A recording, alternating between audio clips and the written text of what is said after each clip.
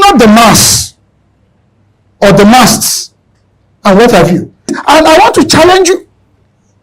So if I have a TV license that says nationwide, that means that my real estate, as far as broadcasting is concerned, is that space. The NBC gave us that license the same way the NCC gave MTN that license. And it's the same way the governors give you what? C of O. Because you know that the land is not permanently yours. Now, I don't know that I'm giving some governors ideas to begin to give water CFOs or blue CFOs here. But anyway, if they use it, they should make sure they pay me because so water itself is real estate. That's what we're saying. Because we're talking economics here. And until we begin to think ocean-centric views, we may not be able to translate our success on land to the sea. So we have 8,500 kilometers of inland waterways. Now, this is very interesting. So when we talk about the blue economy, it's not just what happens along the coast. The coastline is the frontier. That's why I believe very strongly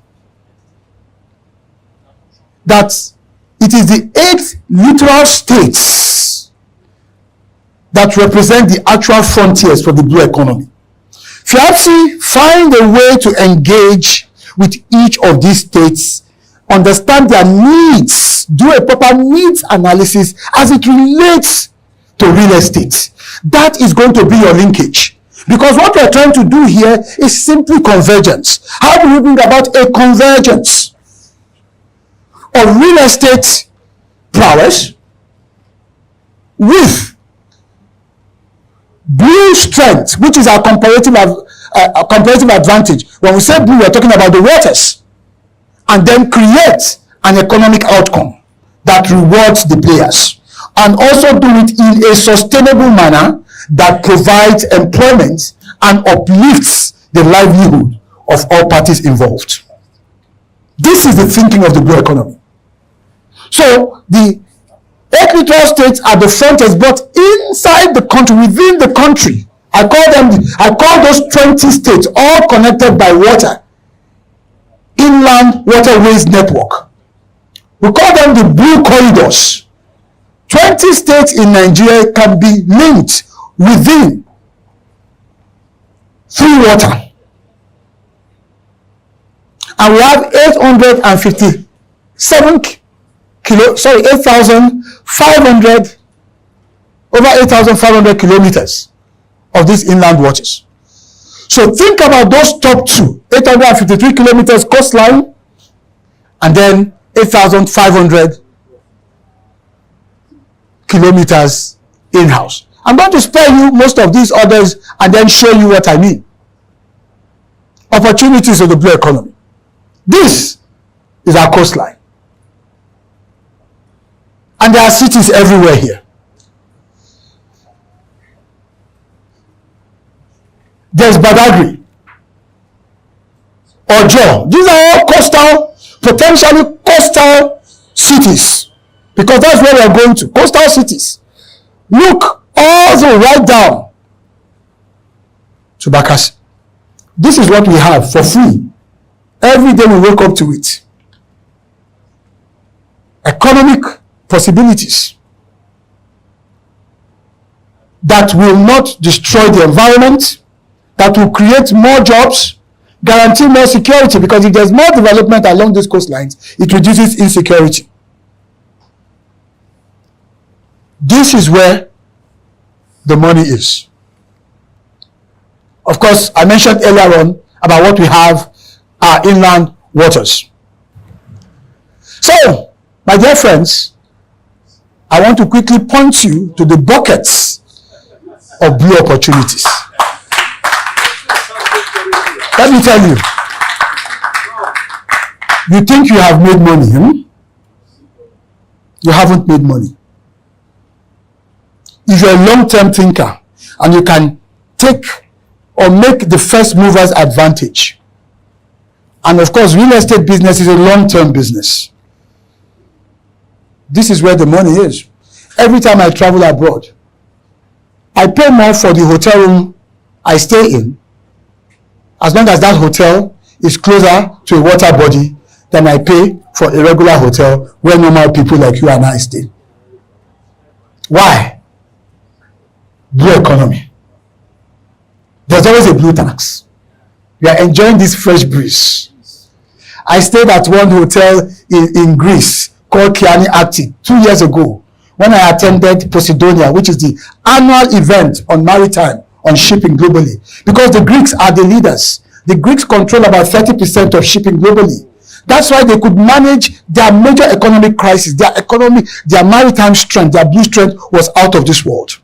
Countries like Singapore, all they are doing, they control 25% of maritime labor, seafarers. So imagine what those young boys from ships are repatriating. It gets to a point where nobody is bothering about revenues that government is collecting, but the collective effect, the collective blue effect from blue activity is significantly flowing in. I'm not just talking about trickle down when one person makes $1 million. No, that's trickle down economics. It's risky, it's unpredictable. But when it is a flow and it flows, you know that everything in that hemisphere is going to feel the effect of the current. That's the power of the blue economy. So when we are showing you this rug of water that we are lifting, we are showing you that, let me use a Yoruba expression, Nkombembe. That's what we're telling you. That's what we're telling you. So it's a bucket of blue opportunities. So I'm just going to leave you, before I go into Q&A, by just showing you the 10 buckets of blue economic activities so that you can decide which one you want to fetch from. The 10 bucket. That's why we call this an expanse economy. You don't need to be too sophisticated, having learned special drilling skills to participate. Just look for which bucket is nearest to your capability and begin to show interest. So what are those 10 buckets?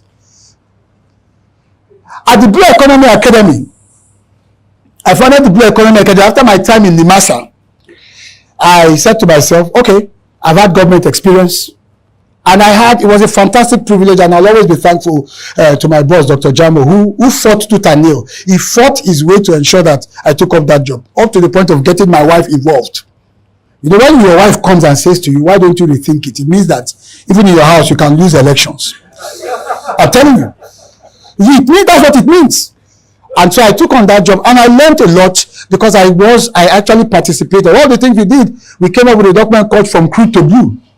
I was sharing that with the chairman, with the chairman of Lagos FIAPSI. Sorry, Lagos NIESV earlier on.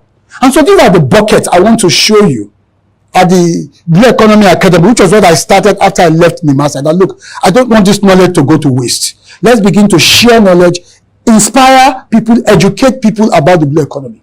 So there are 10 buckets, and this is where I'll leave it and take questions. Bucket number 1, as you can see, is what we call blue what? Blue commerce, trade, shipping, movements of goods and services. Can you imagine blue commerce? Moving palm oil to Lagos by sea. It will be cheaper. You'll be able to do more volumes. You'll evade, the usual wahalas on the road I will not mention. And then you'll be able to do so much more. Blue commerce. So transportation itself is one. The second one is what we call blue bounty. Blue bounty simply means aquatic life. In terms of fish, shrimps, and the ton of what you can harvest for food. The third one is what we call blue power. Sustainable energy. Nigeria still has a lot to do in that regards. Renewables, wind farms, and all the rest that we can get. As we're struggling with our power as a nation, it has to be one of the options that we incorporate into our energy mix as a nation. Then the one that I think concerns you the most is blue cities, coastal infrastructure. estates. I would prefer to live near the ocean and enjoy the breeze, because the breeze is better if you're nearer the ocean. Have you noticed? It's better.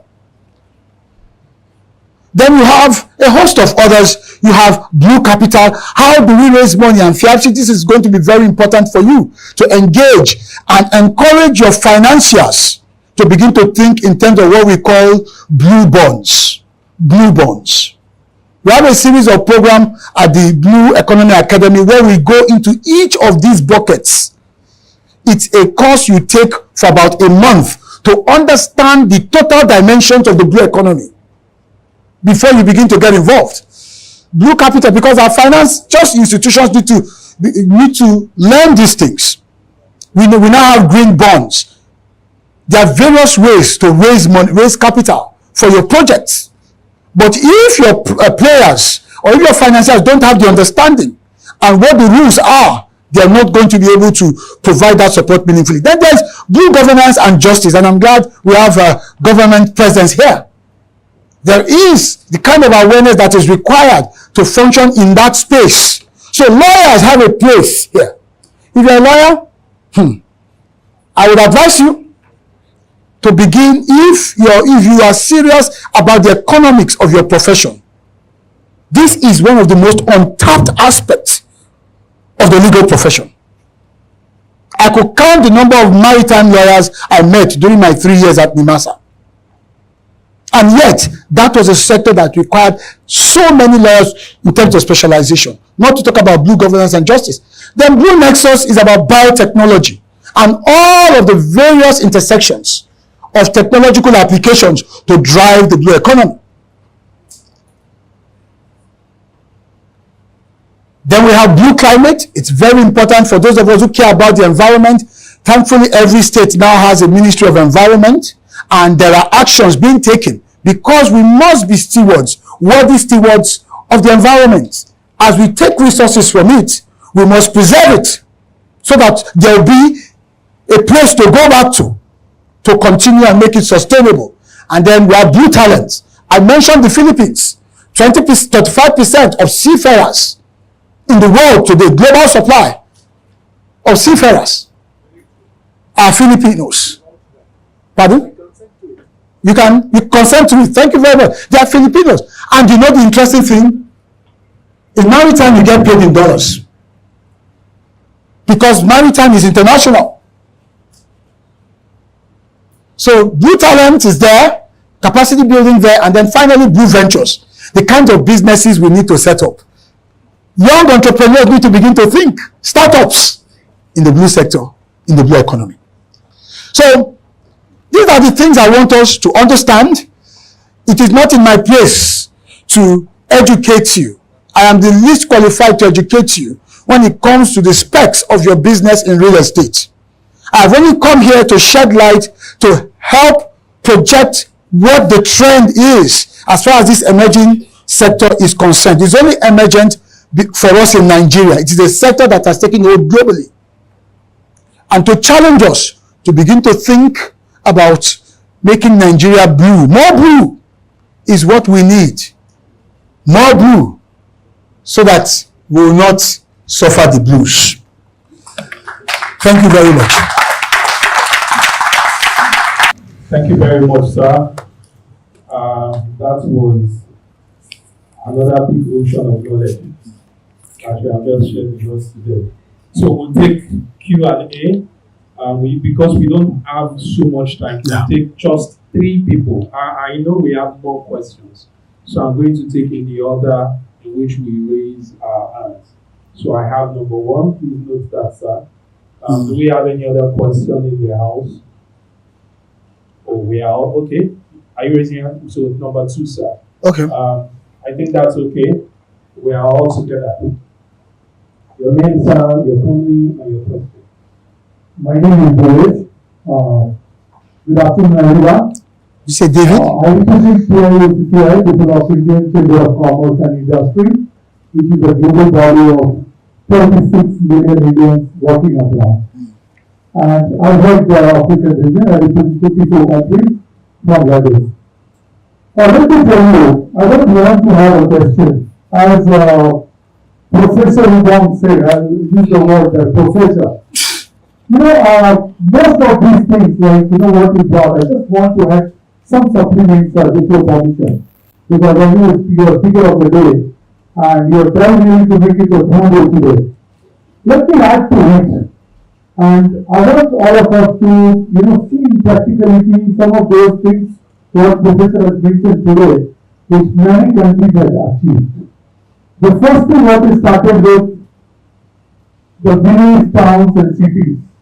If you have time to, welcome you to India and come to a state called Tamil Nadu, we built a temple from 7,000 kilometers far from Tamil Nadu called Angkor Wat in Cambodia.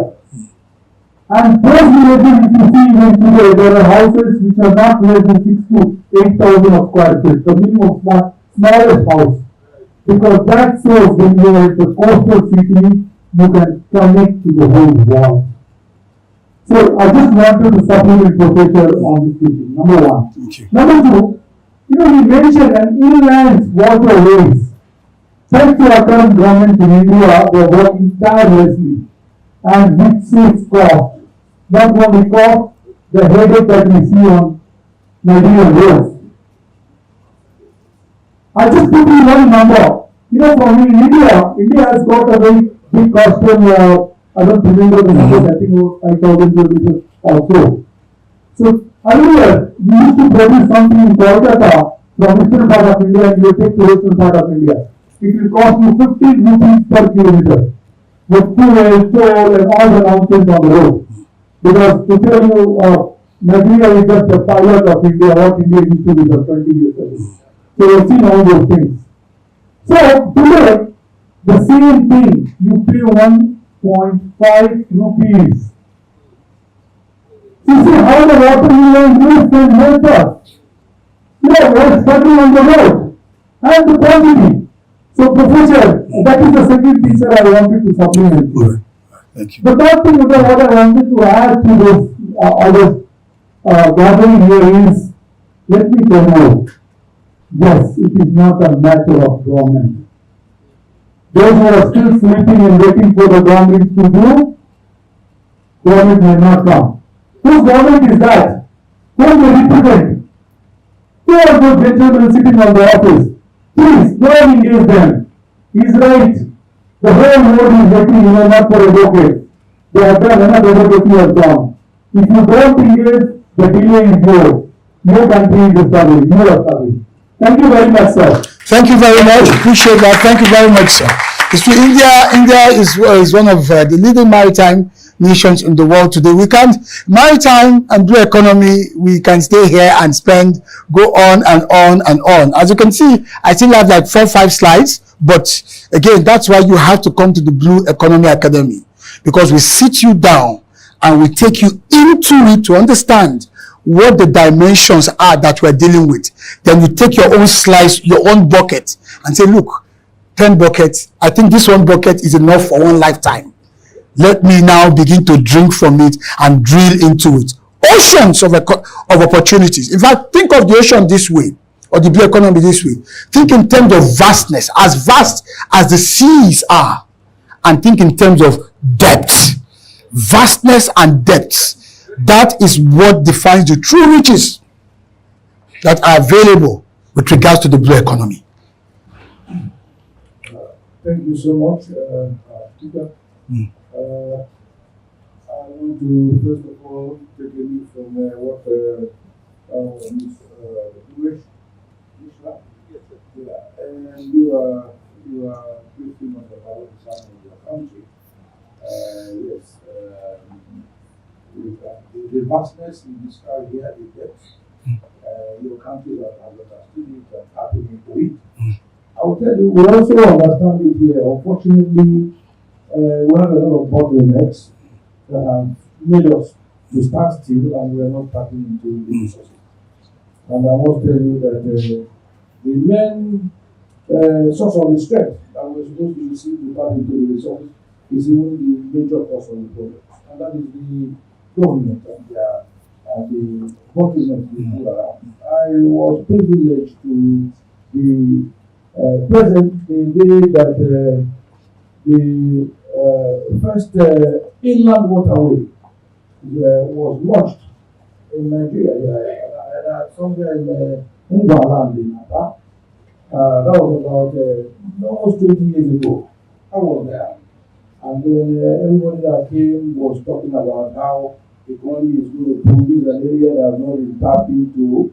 You have explained here now how you travel from your country to another country you mentioned, how the developments have sprung up and then dead areas have just come alive. Yes, and that was the target of what was happening at but the time after that date, the whole thing was standing still. The people who were looking this idea, many of them went bankrupt because of the problems they were having with the government. Everybody in government wanted to come and have a piece of the game and forgot what they were supposed to do. Asking for the own, if you don't want to give me part of this whole thing, the whole matter will die.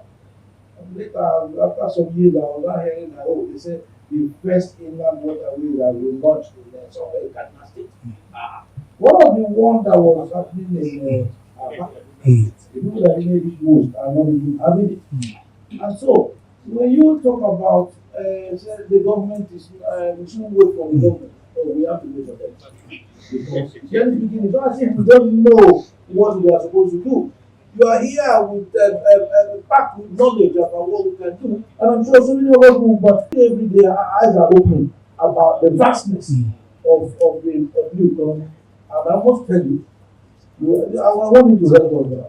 How do we navigate ourselves out of this contingency? Not by the greed, and feel that we greed of people in government. Or is it lack of talent, or is it lack of knowledge?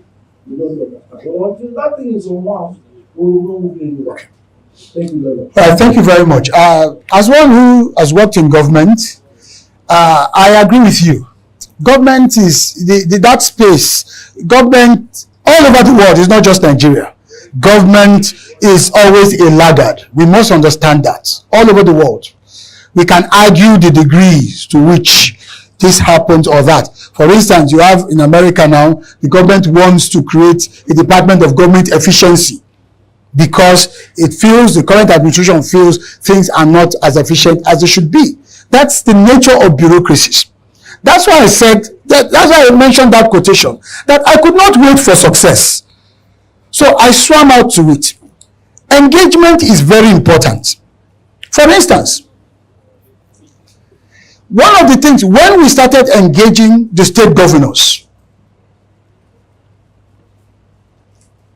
we realized that by going there, telling them, this is what we have on the table that we are about to do, and you might miss out. That was enough to trigger a response. That's why it's a partnership. That's why I said advocacy will not cut it anymore. We've got to think engagement. There's no government you will go to and put some value on the table and there will not be some level of conversation, because here's the mindset of those in government, that when you come to them, it's as if you are looking for something. That's the typical mindset. But we now need to reverse that look, we are bringing something. There are 8 littoral states. FIABC cannot engage with all 8 and not get a positive response from at least one. Through its network, its alums, probably there might be a FIABC member, maybe honorary member, that is a governor or a deputy governor or secretary to the governor or an influential person in government or in one party politics or the other. There has got to be. Because what I found is that everyone is connected to everyone. But the question is, are you willing? Are you ready? That's what needs to happen. So engagement will trigger things. It might not be enough of what you want, but that can start the process. I can say that out of experience, that the 1 or 2 private sector people that came, for instance, she's late now, and God bless her soul, bless memory, Lady Margaret Orakusi. Now, if you go to somewhere around Oyigbo, there's a jetty being built there. I don't know the state of that jetty now. During my time in Nimasa, Margaret Orakwesi was probably one of the very few persons I could count the stakeholders that didn't come to Nimasa asking for something, looking for a contract or asking for anything. When she came, she was putting on the table, we could see the maritime projects she was doing, and the concern for us was how to not miss out. How to not miss out, we needed to at least find a way to associate with what was going to become a success. She had land cleared, that place was a massive heap of refuse. And she had reclaimed land, she had already cleaned the environment, she was doing that with NIWA and other agencies, and Nimasa had an environmental role to play. I was a special advisor to DG on strategy and communication. It wasn't something it wasn't something I had to struggle with. She had already made a compelling case. This was not somebody coming to take. This was somebody coming to say, look, I've already gone ahead of you guys. It just so happens that I need you to sign off on this or that. This train has already left. We need more of that mindset if we are going to succeed. So success does not come easily. We all have to go out. That's why I said we have to swim out to it. Kogi State is a confluence state. It even makes it a greater, for instance, I mean Kogi as an instance. Visit the governor. If what you have to use to bring him into the fold is give him an honorary membership or whatever it is, and then you're laying it at the table and it's clear. So I can't go into the nitty-gritty, but it's a mindset that we have to adopt because government is slow. We have to get ahead of it. That's one of the things that I learned, and that's why I want to encourage and to say, don't be discouraged. Engage and demand. We have senior government officials, I think the two of them have left. The next conversation should be, all right, this is what we are planning to do. We know you're already doing this and that. There's a point of convergence. Let me give you a typical instance. When we visited the DG of Nimasa, then Dr. Jamo visited the governor of Lagos on the Blue Economy Project, for instance. I was on that team. The doctor said, okay, you know what? I could be interested in Blue Talent, which is, what's it called now? Seafarers, training of seafarers. But we already have a maritime academy in Oron, but we don't mind being, what do you call it now? A mini campus in Lagos. I can provide infrastructure. I can provide whatever it will take. I can provide buildings, whatever it will take. Now, what was missing in that meeting was a FIABC-like party. Let's say a CIPM, Chartered Institute of Personnel Management, because we're talking talent here, that could have just brokered it. Now, what could have happened, or the expectation of governance would have been that maybe someone on the Lagos team in doing their job would have made that connection. My governor is ready, Nimasa is ready. How do we create this linkage? But because it was government talking to government, can you see what's happening? That match did not light. This 4 years down the line. That's why I'm saying we cannot, the stakes are too high for us to leave it totally to them. We must up our game. Because if CIPM has said, oh, we have the database, we are the warehouse of manpower development in Nigeria. All right? So do we need to create an agency? Do we need to create a special purpose vehicle? Whatever it is, that's where private sector would have come to lead it. And that's why I'm saying to FIABC that you are in a unique position right now to spark off these engagements. And one thing I want to encourage you to do is to set up a Blue Economy Committee within your body to focus on this and to begin to take some steps. So there are lots of irons in the fires, but we have not connected the dots, the linkages to spark them into life is what's missing. And the problem is that we are waiting for civil servants who by their default status, you know, they are wheelbarrow-like. You know what a wheelbarrow, you have to lift it and push it. And when we need to do that, we must do it. Because you are investing, your resources are going into this. So it is in your interest to help drive the policy, if policy is what is needed. If policy is the only thing remaining, to help drive it, it is in your interest. So you must find a way to have a seat at the table. That's how this works. Otherwise, we'll keep preaching it as you've continued to say, and nothing will come out. For me, as the founder of the Blue Economy Academy, what I have, the master in 3 years was like my PhD in maritime and blue economy. I don't, as a technician, I know how it works.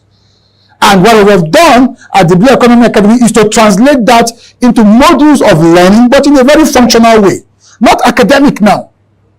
These are the things you can begin to do, calls you can begin to make. Just like you have Lagos Business School.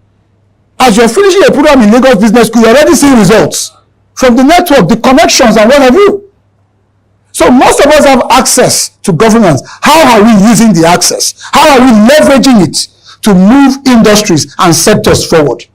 So I feel you, sir, because I've been there, I know what it's like. But what I also know is that if we want something, we have to get up and move the needle. Otherwise, in 5 years' time, we'll be back here and we're still discussing this. And I hope that FIABC can begin to make the move in engagement terms. And let's begin to see, I want to see the president of FIABC Africa and Nigeria in Bayelsa with the governor. And then a statement that, okay, we are giving you this plot to develop as a test blue city. Then FIABC, your network, your members, with all of the connections, can we do this? Let's see what it will look like. And I can tell you, the governor of Ogun State, once he sees that, he will call Mr. Adele and say, are you not my brother again? What happened? I'm seeing you in Bayelsa. That's how things work in this country. Well, I'm seeing you in Bayelsa. What happened? You are from this state. That will be the next question. I can tell you from my state that if they see me doing this, they will ask, and you are from this state and you have never, they will accuse me as if it is my fault. But the point I'm making is there are things we can do. There are low-hanging fruits. Let's take them first and let the policy and the bureaucracy catch up. They are lagging indicators. They are laggards. Okay, thank you very much. Okay. All right. I guess I'm done. One take. Yeah, sorry, we just have one more question. One more. Okay. Good afternoon. We have to. I'm Reverend Dr. David.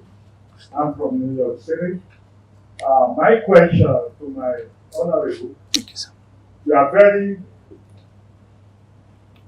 inspiring, your message, and eloquent. My question is, I've been watching and I see the ocean bringing dollar in. Now, luckily, I'm one of the contact persons in New York City when it comes to affairs of Nigeria and Africa.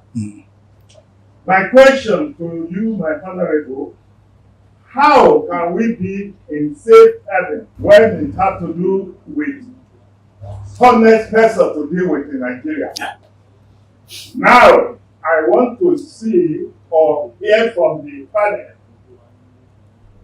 who can we get in touch with when we want to get property here that we won't cultivate in empty barrel, that we pay and we don't get nothing in return. Fortunately, I'm very close to the Black American business people and developers.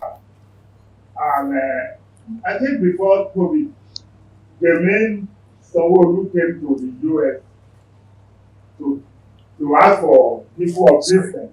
And unfortunately that I was there as one of the people that he spoke with.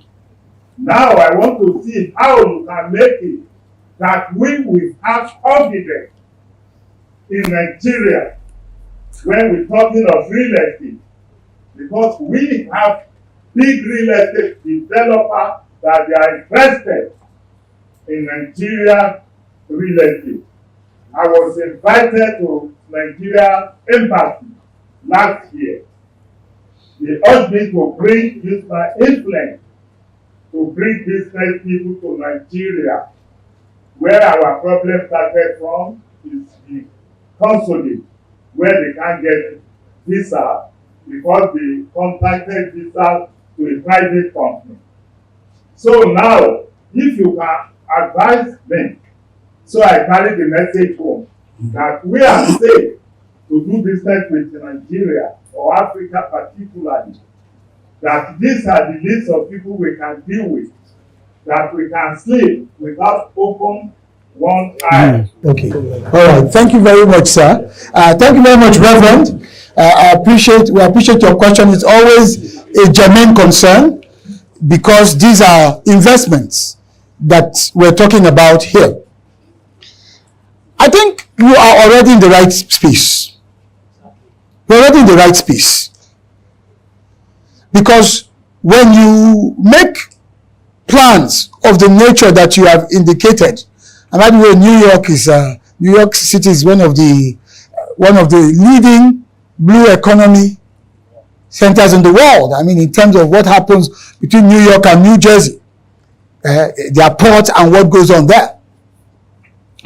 So you've come to the right place in terms of a professional, having access to the right professionals to guide you in that. And so you'll be meeting with the presidents of the two presidents, FIAPSI, Africa and Near East. Mr. Dele is here. He's going to work with you. And then, of course, Mr. Opatola is here as well. So here you have both FIAPSI, which is the international body for real estate practice.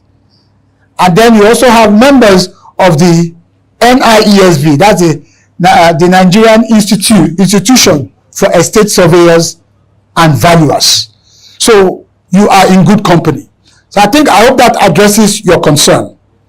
Before I leave, I want to reference something I watched 2 weeks ago on television. It was in Enugu State. The governor of Enugu State and the owner of Landmark. Gentlemen, that's a man that understands what is under that blue rug.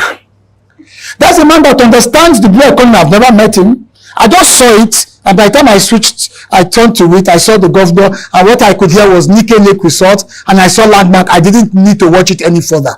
I could establish what was about to happen. And that's also a governor. That's why I said, go to the governor. The governors are the key to the blue economy. Let's be clear. Yes, we will eventually have a national policy. It's taken a while in coming. We had started that some 3 years ago from NIMASA to the ministry then, and then under the chairmanship of the then vice president. We had a couple of meetings, but then of course, the tenure elapsed or ended, and then here we are. So we will get there. But don't wait for the policy. Write your own policy and start to execute and then converge. There will be a convergence. But if you wait for the policy, it comes in 10 years. Uninvested resources will go latent. So blue economy will allow you to broaden your mix of portfolio in this business, and you need it. No investor sticks only to a singular line of investment. So here we see a man who encountered a very painful, and let's agree with that, setback. That was actually a thriving blue economy endeavor. Things happen. But here we also see a man who is resilient as the seas, as the waters. Who then says, okay, this has happened. Rather than throw his hands up in the air, blame, whatever, accuse, he locates another playing field, another watery playing field, a blue playing field. Nike Lake Resort in Enugu used to be a very fantastic place. And here we see a man, that's a blue economy, that he decides to move from the coast, because Landmark was on the coast, and decides to say, well, if the coast is giving me giving me stress because of the construction of the Lagos, that's the coastal highway, which in itself, if accomplished or when accomplished, will actually add significant value. But do not wait. We don't know when it will be accomplished. The man goes from the coast, from the coastal side to the blue corridor. That is how this game is played. How? Sitting down with the governor. The governor did not need to think twice. This man has something on the table. Gentlemen, that's the point we are making. He engaged, he didn't advocate.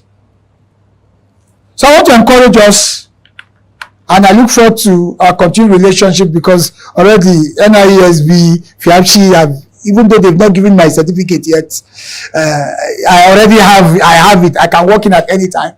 And I want to assure you, from the School of Eloquence to the Achievement Channel and to the Blue Economy Academy, we will always continue to support you, to work with you. We've got loads of programs and ensure that we drive this together, because this is what will save Nigeria. It's what that will save Nigeria. Thank you very much. Thank you very much. Let us continue with the organic round of applause. Thank you very much, sir. Appreciate it.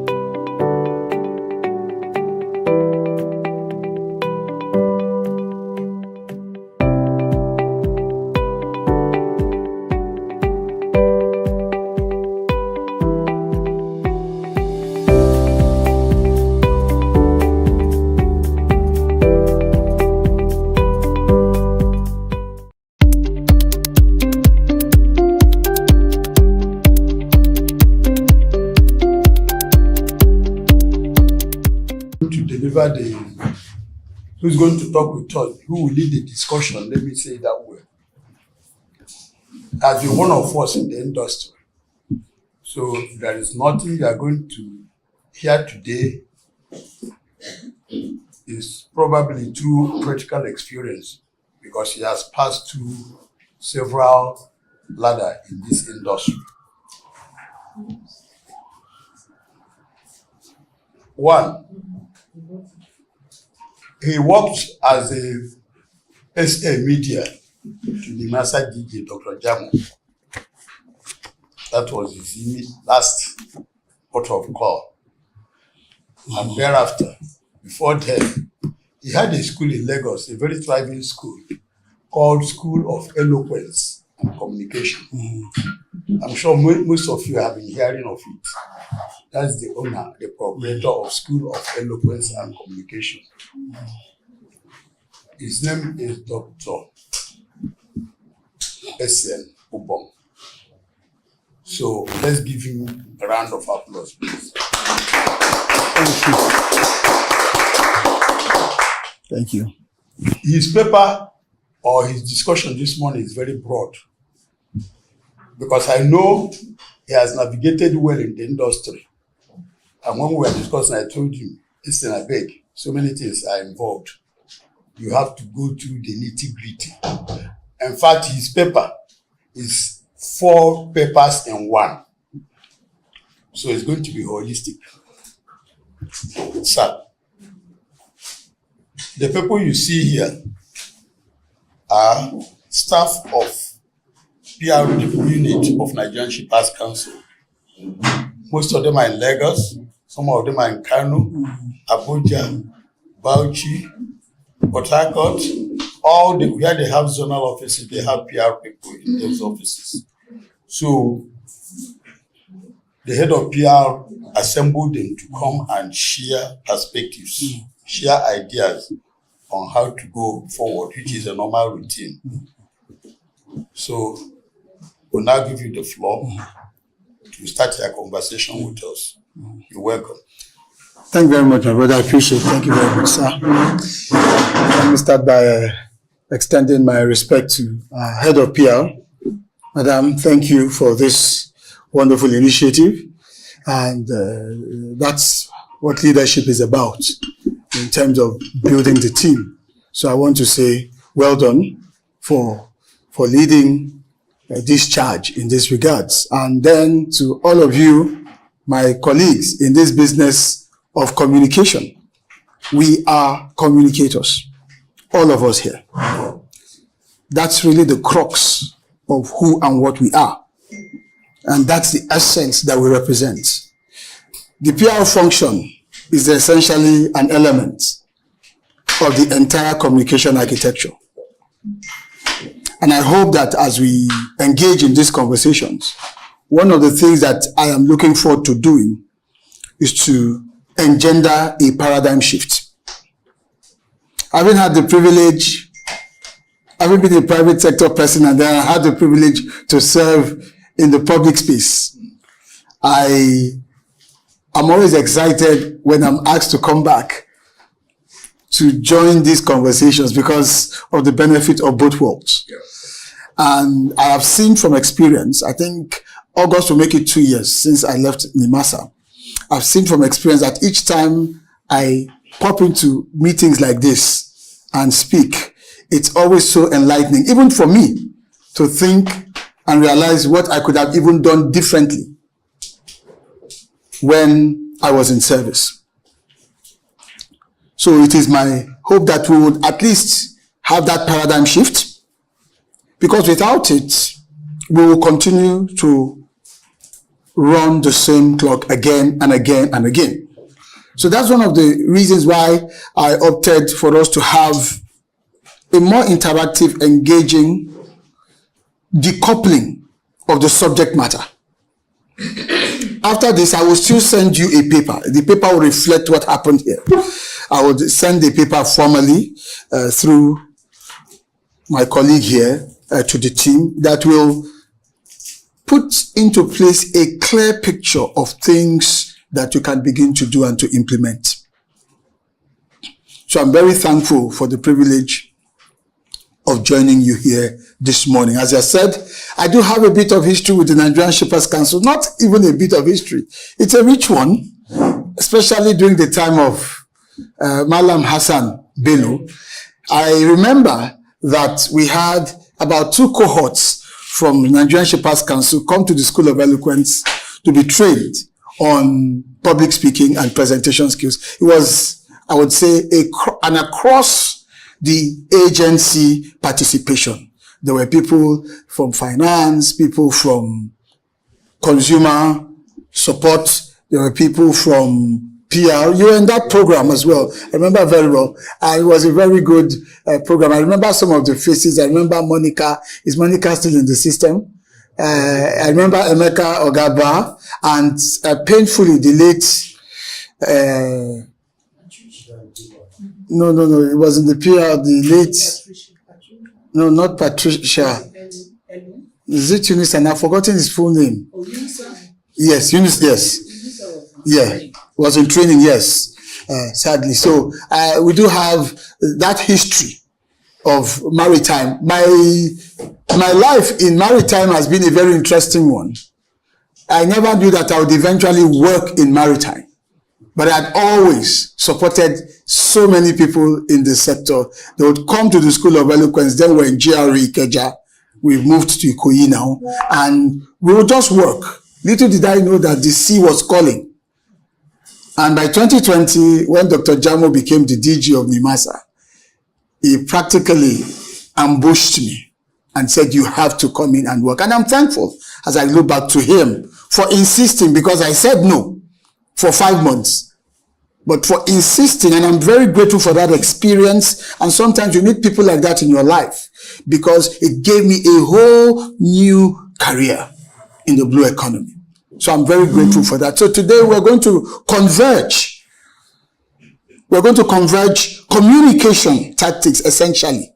Even though you're referred to as the PR unit, we're going to converge communication dynamics into that space in our port community system, where Shippers Council operates as the economic ombudsperson.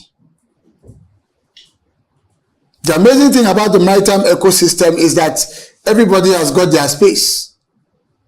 For us back then in the NIMASA, it was all about safety and what have you. But for you, it's pure economics. And so as we start this conversation to engender a paradigm shift, the first thing I want you to note is that you must see yourselves as communicators, first and foremost. Why am I making this point? The typical tendency when you look at the PR architecture of a number of government agencies and entities, it's a default mode, is that yes, in terms of the PR function, we are almost always on crisis mode. Have you noticed that? We are either praying that something does not go wrong, and when something goes wrong, a lot of the times it catches us flat-footed. So we are constantly playing catch-up. We are constantly in reactionary mode. So we call the press, put out a press release. We are constantly just sending all of these information out for it to circulate. That's what typically happens. And the maritime space being such a volatile operating environment, because there are just so many players doing so many different things, from security to safety to trade, so much just keeps going on. We're here, a lot is going on. We have no clue what's going on. So our thinking must evolve into a more strategic pattern that envisages, that plays the devil's advocate, that anticipates, that just sits down. Maybe in your office, 2-3 of you can just sit down and just begin to throw up scenarios. Scenario thinking must be part of how you operate. Why? So that when it's time for the actual PR function, because it is a leg in the entire communication system, you'll be able to use PR to service the needs of the publics in a way that it burnishes your reputation, rather than trying to use PR as a tool to solve all forms of crisis that requires communication. So we need to think broadly. Because if we keep relying on that PR mentality, most of what we'll be doing will be clean-up business. How many of you agree with me on that? It's a tendency to always clean up.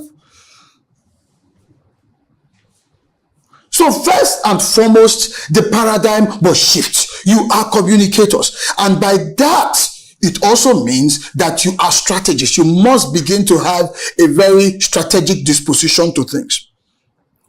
When I worked with my principal, back then, the master, I would sit down. Sometimes I'll sit down with him at home and tell him, what if as we sit right now, some seafarers are being kidnapped?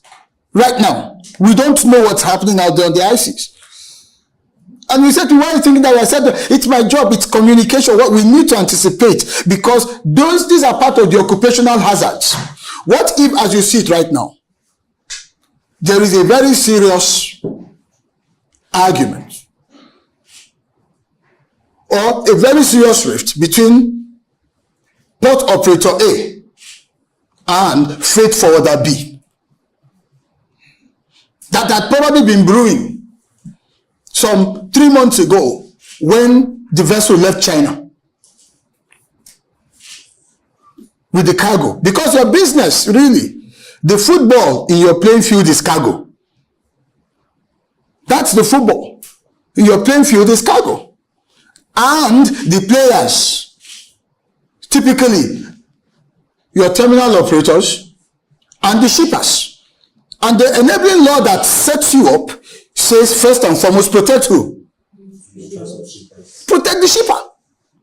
But you have evolved over time to realize that beyond protecting the shipper, you need to have your hands on the entire economic activities within the port community. Hence the role of a PER, Port Economic Regulator. These things are going on. What we just do not know. And so the thinking That's why I said you must think communication, and then your mindset must be more strategic. It must be communications and strategy, or strategic communication. PR being a leg.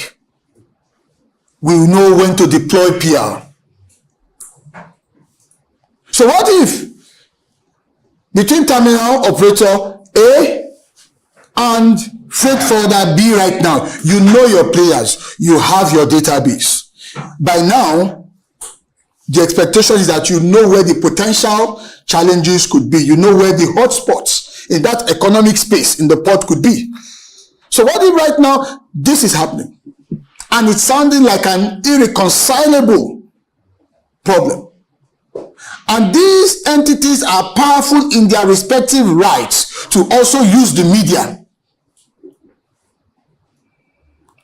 to put it out there that we are being overcharged by this particular port operator. Charges that do not exist, charges that are opportunistic. So what I'm doing, I'm just scenario painting now. What if that's going on and you didn't get to have a sense of it? Do you have, and this is the question I'm asking you, a playbook for dealing with such a situation from a communications standpoint? We're not talking about the units in charge of consumer protection and what have you. The PR unit must have its own playbook that it has developed strategically by thinking out these scenarios. They may happen, they may also not happen. But we are strategists, we are in the game, in the business of envisaging and anticipating most times the unthinkable happening, and then bracing ourselves in the event that it happens. That's what it means to be proactive. Great communicators have strong proactive behaviors. We have to be proactive. That's part of how we change our paradigm. That's part of how we change the mindset, the approach. We move ourselves out of that space, and the reasoning becomes different. If you are able to make this leap or this transition in disposition, let me tell you what happens. It begins to cascade into, number one, how you operate inter-unit or interdepartmentally. It changes the kind of question or the kind of data or the kind of information request you make of your other departments and units that are on the front lines. Why? Because you're looking at the matter strategically with a view to a certain outcome. And what is that outcome? You want the perception about Shippers Council to be in alignment with the mandate of Shippers Council. Because that is the journey as to how you begin to become a brand, which is what our conversation is all about here. For most government agencies, there is always a potential misalignment between what they stand for and what they are doing and what they represent in the minds of their audience. For most. So it takes a lot of conscious work. So I'm taking you back to first order of business. You are communicators, and so the paradigm must shift. It's bigger than just public relations. Far, far bigger. More so now that the country has adopted the model beyond a Ministry of Transportation to say it is now marine and blue economy. So it is a wide expanse of an entire ecosystem. A wide expanse. At the Blue Economy Academy, which one of the things I started when I left, finished my service, we're looking at 10 buckets. It's so massive. It's 10 separate areas. There's a lot going on. And you play in about 5 of those, from commerce to regulation, trade, innovation. As an economic regulator within the port system, your role straddles so many of these areas. So we must start first by adjusting the paradigm, the mentality, the approach, the thinking has to be different. Otherwise, we'll constantly keep just sending out press releases, responses, firing emails, calling journalists to do a special interview with our chief executive and all of that. Those things are good, but they are transactional. They are good. They have a place, but they are transactional. That should not be what defines us. We need to change the game by changing our disposition. So we have to look at our role, our function. Because what that designation as Port Economic Regulator gives to you is saying that right up to our tables with regards to this water that we drink, agree that the content of the water might have been procured locally, but the raw material for this container may have likely been imported, or at least some element here, even if it is just the branding. What that is saying to us as the Port Economic Regulator is that your impact doesn't even end in the ports. It ends on our dinner tables. It ends at even the point of purchase and consumption. So how you regulate and how you or how Nigerian Shippers Council regulates and how you as a public relations unit or the communications arm communicates must be in alignment. And so we need to begin to roll back and challenge our current paradigm that puts us into the thinking, the reasoning, and the acting as communicators who are driven essentially by a sense of a strategic outlook. Part of it includes scenario painting. If we do that, it changes our modus operandi within the organization. That for me is the first point, or should I say the first challenge I want to lay down. And I hope that it carries on into your conversation, since this is a retreat, to ask yourselves, in what ways can we challenge how we look at things? And I say this also out of experience.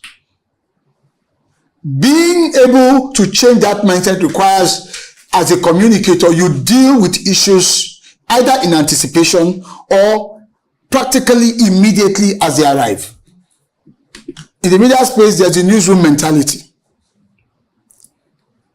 None of you should be sleeping with your two eyes closed.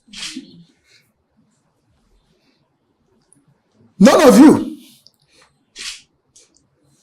should be sleeping with your two eyes closed. Because, number one, we're a government agency. Number two, we are there to render services. And number three, in that your ecosystem, or in this our ecosystem, I don't know why I keep using the word here, I'm still part of, this is still my constituency. In this ecosystem of ours, the stakeholders are not pushovers. They are not pushovers. They are not small fries that you can just wish away their issues or just sort of like take your time in dealing with. There could be ramifications. So the paradigm must change. I'm happy for us to engage in very practical, functional terms with ideas. We can open this bit up a bit for some discussion as to what are some of the practical things that we need to do. Remember, our goal is focused on branding. How do we move the Nigerian Shippers Council into a brand? Well, let me read out the topic that was sent to me for discussion, as it gives us an additional sense of perspective. So we said, promoting the Nigerian Shippers Council, Port Economic Regulator, as a brand. As a brand, using PR, public relations, to manage and safeguard its corporate reputation, addressing and managing crisis while staying ahead of the competition. No wonder I said there are 4 topics. There are 4 topics in one, so we've got to address this as strategically as possible. But for me, as I looked at all of this, it just, in very simple terms, was saying to us as a topic, how Nigerian Shippers Council can build a good name, protect it, and stay ahead. That's what it means. How do we build a good name? We protect that name, and then we stay ahead of the competition, of the various challenges that we're likely to meet and to face. So with that in mind, let me hear from this group. Perspective, current experiences. I'll take 1 or 2. I've made the first point, and that is we need a paradigm shift. Do we agree to a large extent that the model has to adapt? And I say that because I was responsible for an entire PR unit during my 3 years in NIMASA. So it was constantly a bit of a challenge. And one of the things I tried to encourage the team to do was that, look, you cannot go to sleep at 5 p.m.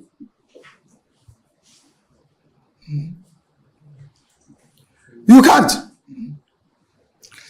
Because number one, a number of things, and let's level with each other here.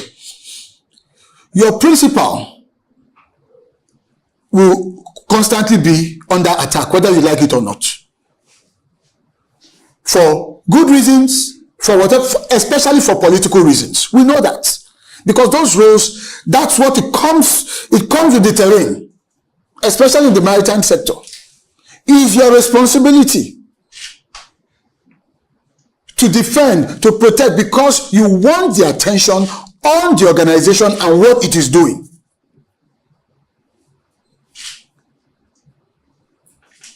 Number 2, the potential volatilities in your modus operandi in the sector, going on at the ports, going on along the entire environment of the ports.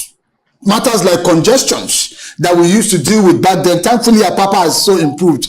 I visited Apapa 3 weeks. I couldn't believe that it took me, less than 20 minutes from Ikoyi to get to Apapa. I was pleasantly surprised. So kudos, Shippers Council. I expect that was part of a major stride in terms of your work, because when that congestion was a problem, it was really more of an economic problem it was creating. That's what it was creating. And whose lap does it fall to? Nigeria Shippers Council. Because the port doesn't just end inside the port. The contiguities around the port, the enabling factors for quick evacuation of goods, quick in and out, it's your problem. So you could not have afforded to sleep. And so what should be the nightmare scenario for you now is worrying that it could happen again. So what is in your playbook as a PR unit for that? That's why I said the paradigm has to shift to become much more strategic. What if the build-up begin again? How will you communicate it? How will you deal with it? Of course, management will do its job, but from a public relations standpoint, how will you deal with it? Another point I want to ask you, now that we are enjoying that reprieve, the corridors have become very easy to navigate. How are you leveraging it as gains to strengthen Nigeria Shippers Council as an entity so that it becomes a brand? Because what happens is that there is peace in town. Everybody now goes to sleep. Praise God. That peace is gain. So from a strategic communication standpoint, you should be milking it, addressing it, consolidating on it from a public relations messaging standpoint into gains. But you have got to sit down together as a team and with strategic worldview, ask yourself, how do we do this? Because the window of doing that is what you can actually cash into your brand equity. Because we're talking about how we build this organization into a brand. Everything we do or fail to do as communicators is affecting the brand status, for good or bad. So you can see why I said that the paradigm has to change. It's not just because of handling bad situations. We have to stop doing what I call, or what CNN calls janitorial services. It's CNN that came up with that term, that terminology. Why? During the first tenure of Donald Trump, he would say so many things, and then the White House press unit turned into a PR machine. They were not communicating strategically on issues. So without people like Sarah Sanders, who's now governor in Arkansas, she was always at the forefront. And anytime Trump has gone to say whatever, has done whatever, the next you see her there trying to walk it back. And CNN named it aptly. All right, Sarah Sanders was around to, of course, do some janitorial services. We are not janitors. We are communicators. We need to lift our paradigm seriously, because that will help us shape even what our principal is doing. It will help us shape even his approach. You are responsible for your principal, the executive secretary, chief executive of the organization. You are responsible for him because, like in my time in NIMASA, our policy simply stated that the number one public image maker for the agency was the Director General. I don't know if that's the same in Nigerian Shippers Council. The same. That in every organization, the first public image for the organization is the chief executive. So your evolution must be so strong and robust to a more strategic level that it influences the approach of even your CEO and his immediate team when it comes to putting narratives out there and how they do that. It must be that way. So I'm appealing to you to take an open mind to this and begin to challenge yourselves towards this paradigm shift, to being more communicators and more strategic in your approach, whether the situation is good or bad. Because when you're more strategic, even when it's a bad situation, you can turn it around. Not by papering over the cracks. Not by trying to launder the situation, but by acknowledging, accepting, if it's a crisis, for instance, and then positioning what is being done and how you're restoring confidence back into that particular situation. It's still part of strategic thinking. But if you're still transactional, when there's a crisis, the first thing you do is to put up a wall of defense. As you know, in the port system, it's not only Shippers Council that is there. There are the tractors. You begin to look for various other things and trying to skirt the issue. But if you're strategic, you can own the situation and then turn it around. Taking responsibility, showing that you're even taking responsibility to address it, is a plus. It's part of what adds towards your brand evolution and your brand equity. So first order of business is the paradigm shift. If that's the only thing I can successfully implant in this team, to go back and create a stir and engender a debate amongst yourselves, I think it will make a world of a difference in directing the flow of how you conduct business communication-wise. So, with that out of the way, let's explore perspectives. I'm going to open the floor for just a few minutes before I go on to my second point. We're going to take this in phases, in buckets, depending on how much time we are eventually allowed. My style, because I've been a teacher all my life, is typically, when they ask me to deliver a paper, I always tell them, he was asking me about the paper. I said, don't worry about the paper. You know, that I am the paper. I am the paper. Well, the goal in communication is to address the issue. That's the first goal. Because it's a retreat, that's why I didn't really bother about having a written speech. We will have all that we've discussed. You're going to get it in a clear paper format that strengthens the team. I'm sure by this evening, my team will have something out. I have my camera person doing the filming, so we'll get all of that together, and then we'll have something well structured for you that you can use and develop a playbook, come up with things that can really help the team, galvanize the team, give you that sense of above just PR. We are communicators. So let's deal with this. There's nothing too problematic, too negative that we cannot absorb, we cannot handle. And by the way, you're not the one necessarily responsible for the negative developments. Sometimes bad things happen in some sectors. But how we embrace it and how we take responsibility to communicate with the consistency, the rapidity that it requires, shows how proactive we are and gets us back in charge. So let's share some thoughts. We have agreed that the paradigm needs to change. So what are some of the things that you think you'd like to begin to do to shift the paradigm a little bit after this retreat? The floor is open. Thank you. It's a conversation.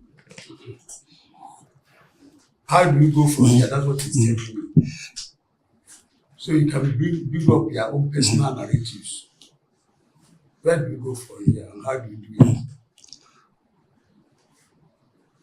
So let's look at a scenario. I mentioned earlier on, of course, it will not be appropriate to mention specific names. Terminal operator A, for some reason, unknown to you, without reference to Shippers Council, without clearance to the NSC, tweaked its charges, its tariffs. Whereas Freight Forwarder B, who had initiated a large import, let's say, of wet cargo from China a month prior, based on a prior tariff plan. Because once you've arrived, there comes around other typical problems like demurrage and all of the things that are associated with delays, which freight forwarders don't like, or shippers don't like, the shippers end. And then they find themselves in a stalemate. This had happened for over 3 weeks and gradually began to seep into the press because of the status or stature of the two entities. It began to make for news. And the ramification that by the time the product is distilled through pumps or wherever, rather than go for 500 naira, we're looking at 1,500 naira. And Shippers Council is caught in the middle. How would this team handle it?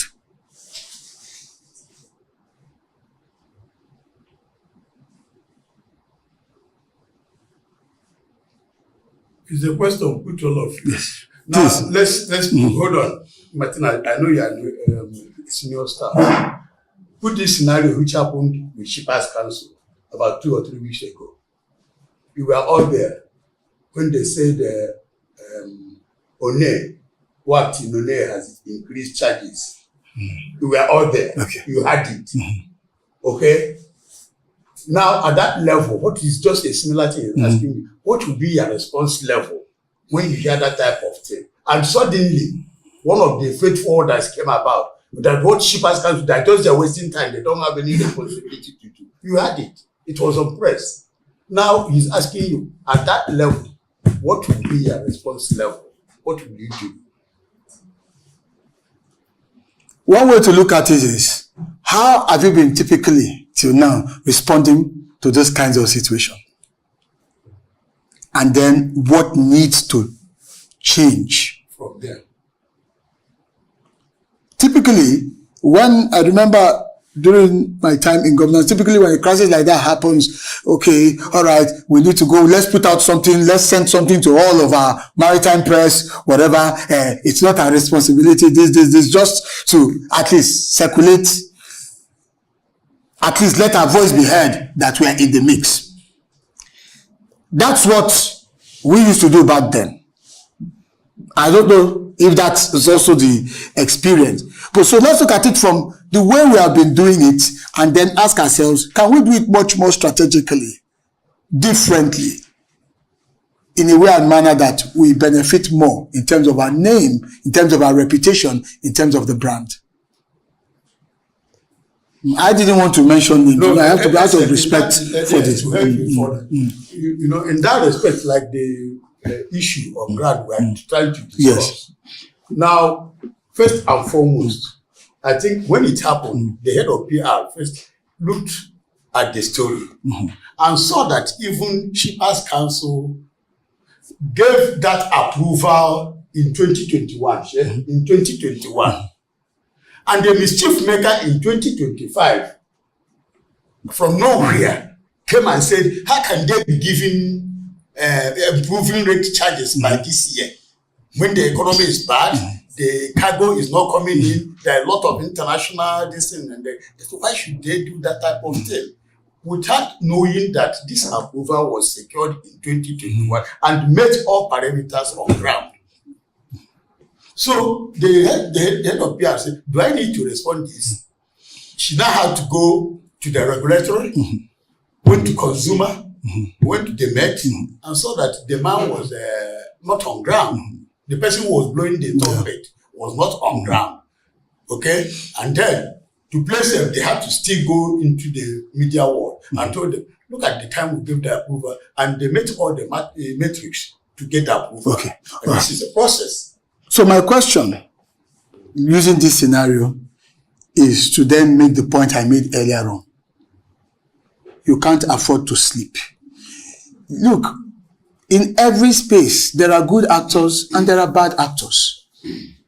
As communicators, we are the ones playing in this space. We cannot afford to be logical in terms of our approach, thinking that every other player is logical. No. Being paranoid must form part of how you operate. And there are so many scenarios like this. So, a clear case of a bad actor. But who is taking the hit? Who takes the hit for it? It's your brand that takes the hit for it. That's the issue. It's your brand that takes the hit for it. So what that kind of scenario is telling you is that prepare for more. Prepare for more. We don't even know whether somebody has already posted it as we sit here. We don't even know whether someone has already posted something that then causes us a world of pain.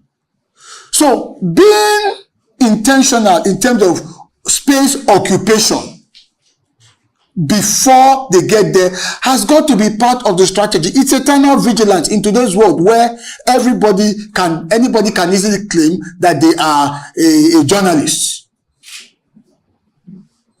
You have to simulate their role. You have to have people on your team playing that devil's advocate. What if has got to be the question that you ask consistently, tirelessly. What if? That's what we used to do back then. I'll just say, what if they kidnap 6 people and 3 of them are Chinese? This is a year where we are applying to join the IMO and all of that. And what if? And people, in fact, people used to call me crazy back then. Why are you crazy? I said, but that's the nature of the business. That's the way that we are in. Anticipation. We must be proactive. And being proactive is simply being strategic. That before the enemy gets there,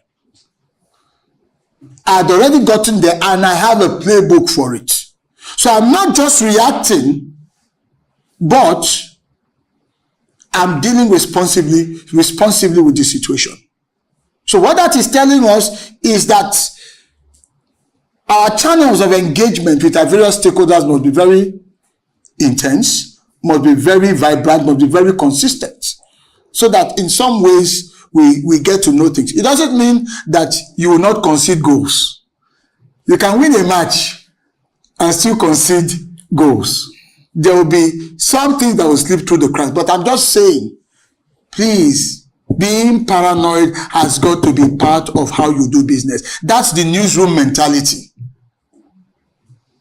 Dealing with breaking news. How do you think these CNN and the rest get to the place where the news is breaking? Because they too, they anticipate. What if something happens here? What if a volcano? If you go to CNN now, they'll tell you they have a playbook for dealing with volcanoes. They have a playbook for dealing with various kinds of accidents should they happen. They have a playbook for coverage of being where, in a place like America, there's what you call gun violence.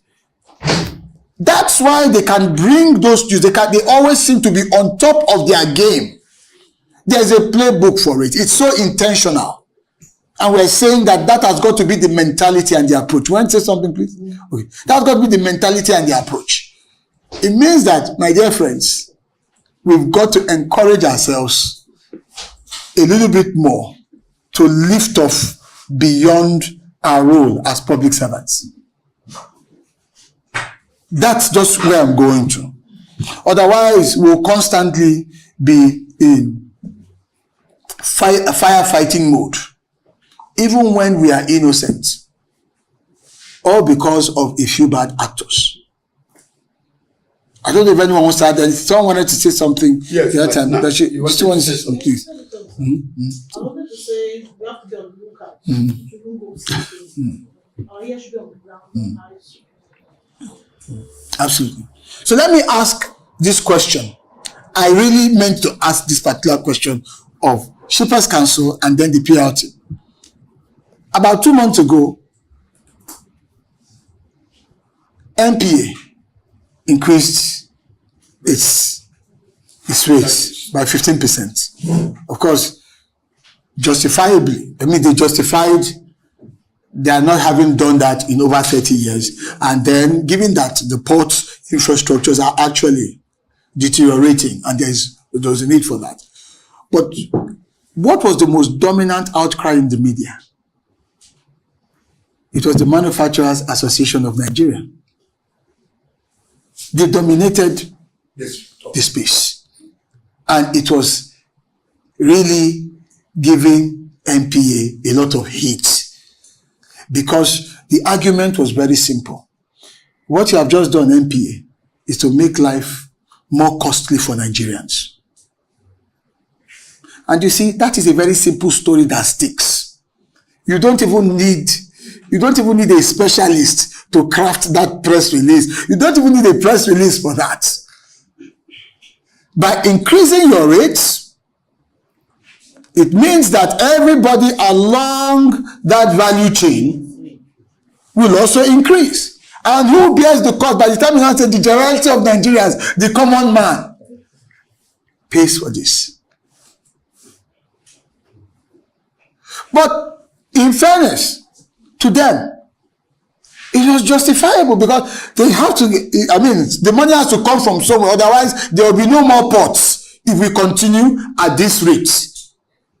If the system collapses, what happens? The rate we are all complaining about spending more, we will still come back, we will still all have to spend that more. Only God knows under what circumstances. So I'm putting a question to the Nigerian Shippers Council. What was your position in that development? Because one of the things I did as I was preparing for this paper, I was searching, looking for a statement from Shippers Council. Listen, let me help you. And there was radio silence. Let me help you. Okay. I'm going somewhere with the issue of somebody else. You know how it happens. Now, you see, we have a problem in this country. the position of MPA is that I'm the landlord, I'm in charge of the port, and nothing has changed. The position of the federal government in terms of trade facilitation, protecting the interests of the shipper, and port economic regulation squarely is on Nigerian Shippers Council. Now, the federal government has told MPA severally that once it is issue of charges, Shippers Council must be taken, they must tell us what to do. Without considering that, without listening to Shippers Council, they went and raised the charges. Now, Shippers Council played safe. We don't want this interagency struggle. The next thing you will hear everywhere now, they have their money, they have their strength. They may even go to the presidency to malign everybody in Shippers Council. You know them. And you know everybody in that place now. Once you give money, the news changes. Shippers Council went on the ground and wrote them a letter that what you did, if you had passed through us, we could have come together to say, justifying it, because we know after 30 years, there are some instruments that should be there, and we justify from this, when this naira was this, when this cargo was this, when this is, and everybody will be taken into consideration, and it will be a flow. But they didn't do that. So the Manufacturers Association came in and fought them, and they let the came back to us, and came back to Shippers Council, that look, this, say, don't worry, there's nothing, we will sort it out within the agency level. Okay, all right. So a very important point that you've made, and you've given us a very full background. But you see, MPA decides to do what it wants to do. I want us to treat these scenarios as just neutral developments in terms of things happen. Our interest is the consequence, the ripple effect. If I am a freight forwarder, I'm blaming Shippers Council. Pure and simple. Because Shippers Council, you are supposed to be looking out for me. I hope you get the point I'm making. I'm just giving you a sense of, because you want to build your brand. Your brand is taking all sorts of hits, and chances are that we don't seem to recognize that these things are depreciating our brand equity. They're just happening. That's the thing about brands. A reputation over time, it just forms. And we think that it happened at that last moment when someone pushed it or tipped it over the precipice. No. So things have been building, and then we just got to that apex. So the point I'm making, you've made a very important point. Shippers Council did take action, but in the final analysis, when you look at it critically, if I am playing in this port economic environment, the summary of what has happened was that I did not see anything. This is where communication is coming in. I did not get anything in terms of a narrative that would have come to me from the port economic regulator on this. And the overall summary was that of silence.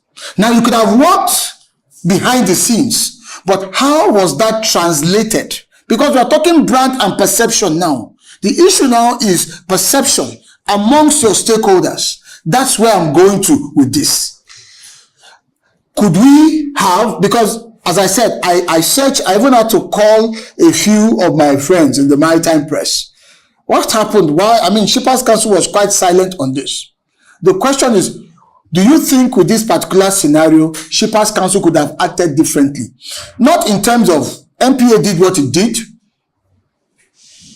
beyond your control, but what could you have controlled better as a public relations unit, as a communications unit, to ensure that your brand did not suffer for another party's decision within that ecosystem? Could you have done anything differently? Let's talk about it. Like what? For example, I think I was from a meeting. Okay. After meeting With the stakeholders. Okay. So we could have gotten that out. Where all the stakeholders were being invited to the first council. And the MP came they explained their position why they have to increase the tariff, which is 25%. And then I was in the meeting, I covered it. He said when he get to his boss in the office, they're going to discuss it with the boss, where a meeting will be held with the chief executive order of the maritime agencies. That was what the man said, the representative of the NPA. Okay, so that's I'm asking, what could we have done differently with the benefit of hindsight?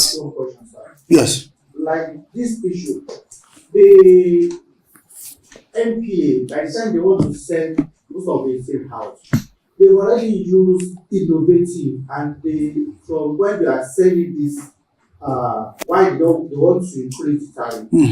And secondly, they've already used some certain examples that, okay, these are the things they've already used learning process from other agencies. Why did they increase their own? And they've already built all these things into their claims why this thing must be increased. And because Shippers Council, let me just be neutral here. Because Shippers Council wants to be able to say, you can't do this one to my people.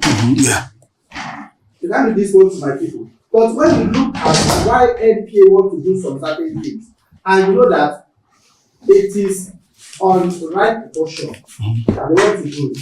Because I want to use two things, because two tariffs came out at the same time. That is the NPA tariff and custom tariff.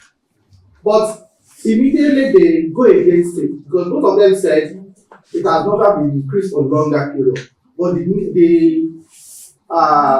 customs own has been, it's just like a new one that was want to introduce give to the public. But the NPA have already used some certain innovative, they've already used a learning process before they can be able to say, okay, this is why I want to do this thing. Then we now look at it and now said, okay, if this thing is justifiable, so people are against it, which side are we going to do? It looks like a crisis. It is a crisis. So the question you should ask yourself, you see, there are a number of things I want us to look at here. Number one is, what is your role in this entire space? The role, is to protect me. Yes, that's what the law says you should do. Exactly. And so the next question is, to your stakeholders, the people you are playing to, the people you are serving, how do they perceive you? There are two things here. And so your role in this department is essentially to ensure that there is an alignment between your core function, your core mandate, and the perception. That is what gives you your identity or builds your brand. So that is our interest, and that's why no matter what happens within the NSC, Nigerian Shippers Council, when you are part of those conversations, your voice must be strong enough in making it very clear, because most times you get this misalignment. Things get done, eventually, it's almost like saying that, well, majority will have their way, minority will have their say, that kind of stuff. But the ramifications is where I'm going to in all of this. We can't stop NPA if tomorrow they decide they want to increase or they want to take any other decision that has economic implications. It might not be rate increase. It's true, they are the landlords. You are regulating within their space. That's the truth. You are regulating within their space. You're trying to, because the work that you're doing is bringing sanity into that space where there is always chaos, potentially chaos, all sorts of chaos, whether it's tariffs or what's it called now, damage to goods or services, delays, all of the typical problems that go with the business of logistics and shipping. That economic context is very volatile, just like life is volatile at sea when it comes to maritime safety and security. You are the referee there. And so, making sure that the perception of you to the stakeholders that matter the most is in alignment, that you are an unbiased umpire. How many of us are football fans here? How many of us watch football here? I don't know if you are. Okay, let's say Arsenal is playing Liverpool, two bitter rivals. You switch on your television, you see both teams. Who is the most important person? Who will be the most important person on that field? It's the referee. You'll be saying that this referee, this same referee, if it's someone that has built, that you have a bad reputation for, that you always lose whenever he referees, you'll be saying, this man again, this man again. And controversy. So the audience, the fans, keep one reputation. And invariably it sticks. Because that opinion spreads. Despite the fact that the man may have tried to be as unbiased as possible. That's where we are going to with this. Is to let you know that silence is also dangerous. Silence is also dangerous. Engage where necessary. Some things will happen. I'm going to come to you, sir. Some things will happen that you cannot control. We must accept that. We are communicators. That's why we have to be strategic. That is the value of strategy. That we don't have control over certain things that will happen, but we have control as to how we can respond to it and manage how it is perceived. So it's to ask ourselves and go back to the drawing board and say, what if another situation like this will likely present itself anytime soon? It might not be from NPA. It could come from NIMASA, another sister government agency. Yeah. Yes, sir. Or it could come from even your ministry. Yes, or terminal operators. Or even from the House Committee on Marine. Even from truckers. So you see what we're talking about here. So sitting down, maybe doing your meetings every Monday, whether in Lagos, Abuja, these are the kinds of things you must say, okay, so what if somebody, all it takes is for a legislator to get up and just say, I want to move a motion on an issue of urgent national importance. Nigeria Shippers Council, and they just start talking, and then when you watch Channels News at night, you see yourself there. Free of charge. You are wondering, when did this happen? Do you have a strategy for those kinds of scenarios? You must develop a playbook, and I'm encouraging these units to adopt the playbook development strategy that carries a variety of scenarios. What it will do is that it will expand the thinking and the mindset of everyone on this team. Because you are fighting a battle where you have all kinds of actors who in a bid to protect their own interest, hamper you from delivering on your mandate, and by extension, potentially gives you a bad name before your major audiences, in this case, the shipper. So this is part of how I want us to look at it. Please, sir, let me come to you. You wanted to... Sir, is it not possible for the Shippers Council to tell all the stakeholders before any agency increases their tariff? It's supposed to come to Shippers Council before doing that. In the situation whereby they do not do that and then they increase the tariff, can Shippers Council tell the freight forwarders not to comply until the Shippers Council to tell them so far they are the regulator? You see, that's a management decision. That's not your headache. Do you get the point I'm making in all of this? That's why I'm saying to you, you are in communications. A lot of the things you are called to manage are things that are beyond your level.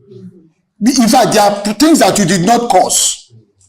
But they have ramifications in terms of the image and in terms of perception. You don't know, there are some of the decisions might be internally made decisions. There are sometimes that decisions are made internally that are not necessarily, don't play out. They have what you call unforeseen outcomes that affect the image of the organization. Now, you don't have control over those calls. So don't bother yourself with that. What you want to do is that, okay, fallout. Can we anticipate fallout?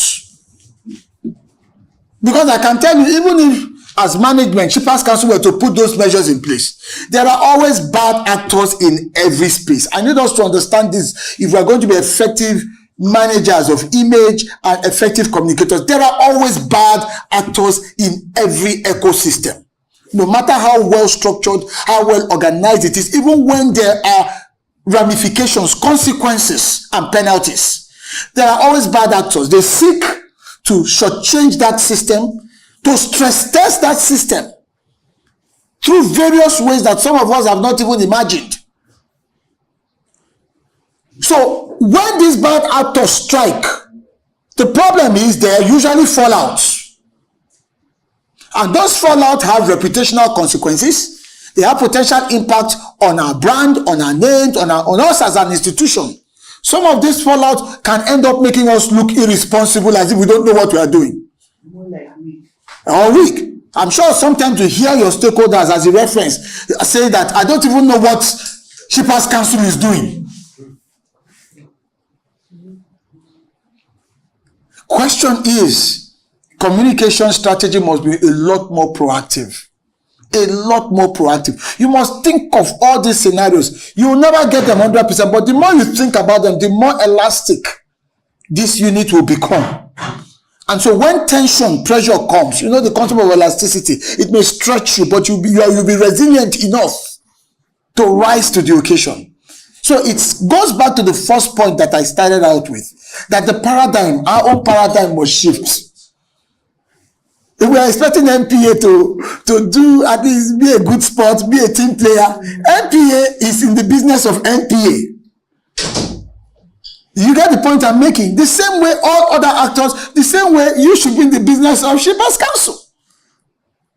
Protect the shipper.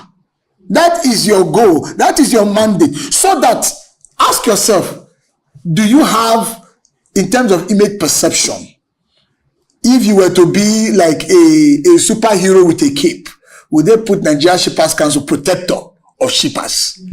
Do you have that level of image perception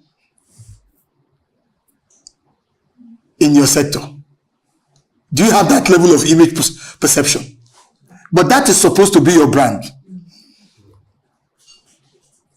Protector of the shipper as a port economy regulator. You do that. The functional side is port economy regulation. But the perceptional side should be, I use the word should be, protector of the shipper, and by extension, protector of the Nigerian economy. That's your brand destination. That's your brand destination. But the question is, what is your current brand situation?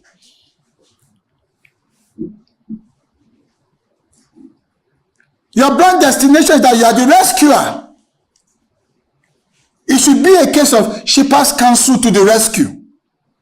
Nigeria Shippers Council to the rescue. That's your brand destination. So there are two things we are looking at here. But your brand situation,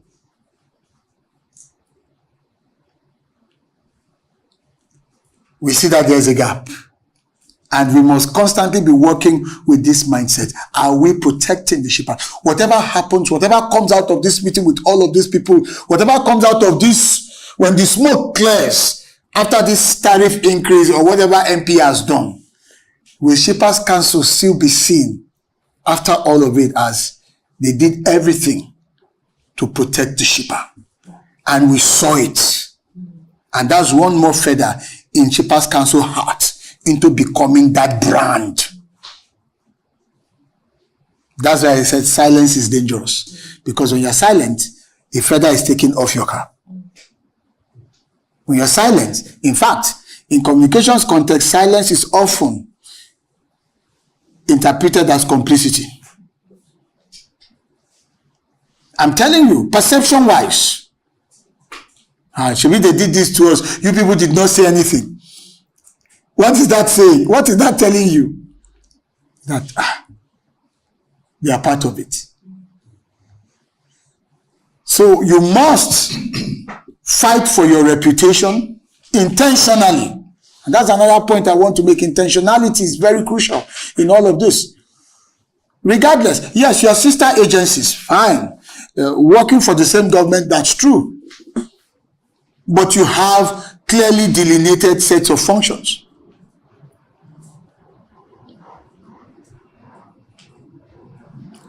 So the goal for you would be in all of these, okay, NPA, this is what you've done. We have a responsibility to ensure that our audience, in this case, the Nigerian Shipper, perceives us as working in their own interest and protecting them. So this is the narrative that we intend to put out there on a consistent basis with ample evidence so that they get the sense that we're doing what we need to do. So that is the PR function. Elevate what your management does through the power of narratives. See, there are ways. Let me quickly give you, I'm going to just give some suggestions to you. There are ways the PR needs to function in an unconventional manner. Sometimes, to ensure that you're building that trust, even in the midst of a lot of difficulties. And thankfully, head of PR is here. These are suggestions. They are not conventional, but they help in some ways. There are some meetings that you can intentionally embed is one or two stakeholders, even though the meetings or the functions were not for them. It's a PR move. It's not a management move. It's talking to management, this, we know this, but you know what, I think it's a good idea. Because one, you then convert some of those stakeholders as into your megaphone. To build your brand is not something you're going to do all by yourselves, and it's not by our logos, the various things we print and adverts, and no, it's by organic human interactions, responses, and dealing with situations. Sometimes your story or your position can be better told because there were one or two stakeholders or shippers who were brought into a situation they would ordinarily not have been privileged to be in. But through the power of a strong PR unit, you're able to say, look, please, let's bring in someone, let's have at least one of the freight forwarders attend this meeting with NP or whatever it is you're trying to do. What it does is that it brings collective participation. You're not trying to build the brand all by yourself. The beneficiaries of your function are also playing a part in it. So it's got to be some unconventional thinking would have to come in. Please, sir, you wanted to say something. No, I wanted to ask you to situate a situation. One, when you know, let's look at a little history about Nigerian Shippers Council. It was started in 1978. UNCTAD said, please, nations, go and start Shippers Council so as I can protect the interest of the shippers.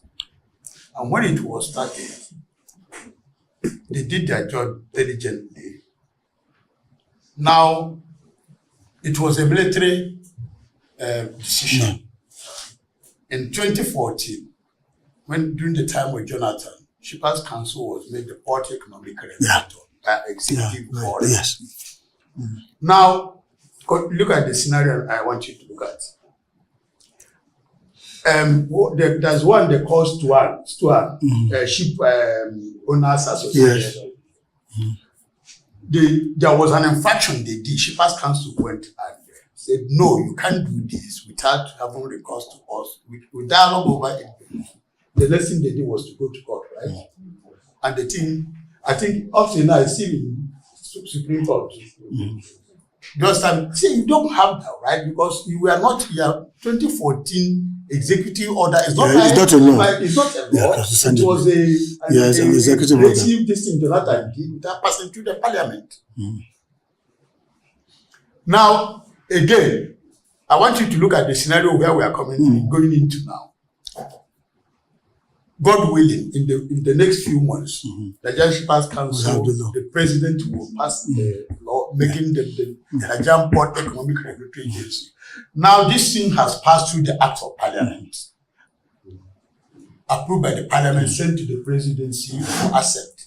If the president assents it, now this is the first time ever Shippers Council will have authority to start to enforce. If this law is passed, nobody can challenge it in the Supreme Court or any court of law that you are acting on your own, because it has passed through the Act of Parliament. Now, the scenario I want you to see is that, you see, some of the times, the public relations unit, there are some issues that will come up. They will look back where they are coming from, look back at the law establishes them at any point in time. And that is what happened when Nigeria Ports Authority increased that time. He said Shippers Council knew that even MPA will go ahead and tell these people you think they are having this, don't have authority. Who get the authority to be port economic regulator without passing through the system? So these are some of the issues the public, when they want to stand and react, does that with that hindrance. But again, I want you to look at the scenario. We are looking at Imperial Bill to be passed in the next few weeks. Where do you think the public relations unit will now navigate to? Thank you very much. You raised a very important scenario. I also was aware of that scenario. I'm just being careful. I didn't want to raise it in our conversation because it can be sensitive at times. We know it's really more of an executive tool that Shippers Council has had to rely on. And then this matter, I think the issue is, I think it has come, that particular court case, I think there was a soft pedaling at some point. Exactly, because I think Shippers Council won the case at the and even at the one at Shippers Council also won at the appeal court as well. Yes. So I think at some point there was stop pedaling and all that. So these are some of the nuances that a communications team must manage. So here is what I'm looking at now as we anticipate the future. But then let me also put this out there. Think about it with regards to the strategy question I asked earlier on. What if that law does not get passed? What if? We're in Nigeria. I'm asking you. What if? What if? This is how you must think. As strategists and as communicators, that's what strategic communication is about. What if it's not passed? Could it be possible that there are people lobbying for every legislation? There are those lobbying for and against. What happens if you're putting all your eggs in that basket? That is scenario one. I just want your mind to think that way. That's why I threw in that question. That's the only way you stretch yourself and think out of the box, become innovative in doing your jobs differently beyond giving out press releases and responding because something has happened. What playbook do you have for another 4 years of remaining port economic regulator by executive fiat? So you know, that's why I mentioned earlier on that you know that the players in your ecosystem are big fishes. They know their onions. They can create pain. They have the means to play in the press, to use the media and whatever it is to cause you a world of pain. So how prepared is the PR unit to engage, to be a step ahead? You must know your problem customers in this ecosystem, from terminal operators to freight forwarders. Who are your you must have a list for them that this party was there. Potential, don't be surprised if something is in the media in 3 days' time. So you beat them to it by leading a conversation on tariffs. You see, when you lead a conversation on tariffs, if the intention was tariff-centric, what it does is that you are setting the agenda. But if you then wait, they strike, we all start running helter-skelter. Isn't that what we do? We start running helter-skelter. So I'm just saying that in response to your question, I'm not going to give like a very direct answer to say do this or that. But I'm going to come back to challenging the thinking. When you have the thinking, you will give yourself options. If the law is passed, it strengthens you. But again, the law could be passed and execution, which is not your responsibility. Remember, you don't have any managerial execution function here. You're dealing with communication. If the management does not execute things in a manner that strengthens you, how do you handle it? Communication-wise. We are managers of outcomes here. Let's be clear. That's why, with reference to his question, what can Shepherds Council do? I said, no, let's bring our minds too. Our problems can be created from within, in as much as most of them are coming from without. That's the truth about it. So we have to stand ready to manage the reputational side, the communication side, and part of it is being proactive about it. So part of being proactive is not to overhype the issue. In case, what if it doesn't get passed? How does it leave us? Where does it leave us? So we are not driving at the political side of getting the law passed, but we should remain focused on what should be the function. Look, Ghana has a Shepherds Council, and it's functioning quite well. And it was modeled from Nigerian. Absolutely. Council. So clearly we are behind the curve. So my point to you is to continue to drive the kind of narratives that puts you in that role, with or pending the arrival of the law. There are times when people do things and the perception is higher. I'll give you a typical example. There are people that come into the organization, they work so hard, they put in their best, they do so well, they become so well known, and then you ask, in the minds of people, it's as if they've been there for 5 years, whereas they've only spent 1 year. Can you see that the perception is way higher? That's their brand perception is way higher than the actual fact on ground. So I'm saying that you have to drive the narratives. What are all those your wins in the areas of successful arbitration and resolution of port economic matters must be front and center. So I'll give you an instance. I went on your Instagram page. I was there 1 a.m. this morning. I just curiosity. So let me go to Shepherds Council. Let me just check. Because the world, so much is going on. And I checked from beginning to the end. I did not see a port economic regulatory, your port economic regulatory victories. And I'm sure there's a lot you have done. I did not see. What I saw, and I'm saying this as one who has worked in the same space, and looking back at the lessons, because they say hindsight is 20/20. That there are things, adjustments we can begin to make. Yes, because it's a government space, first order of business has to be that we project the set man, the chief executive, give him airtime, give him prominence and all that, because the standard perception or reasoning in the political ecosystem is that if he's seen or she's seen, work is going on. Create that bandwidth, designate it, and take that box. But the crux of the function of the media team, the communication arm of the agency, is to drive the narrative based on the mandate it was set up and hand the value outcome, because that is what builds the reputation of Shepherds Council.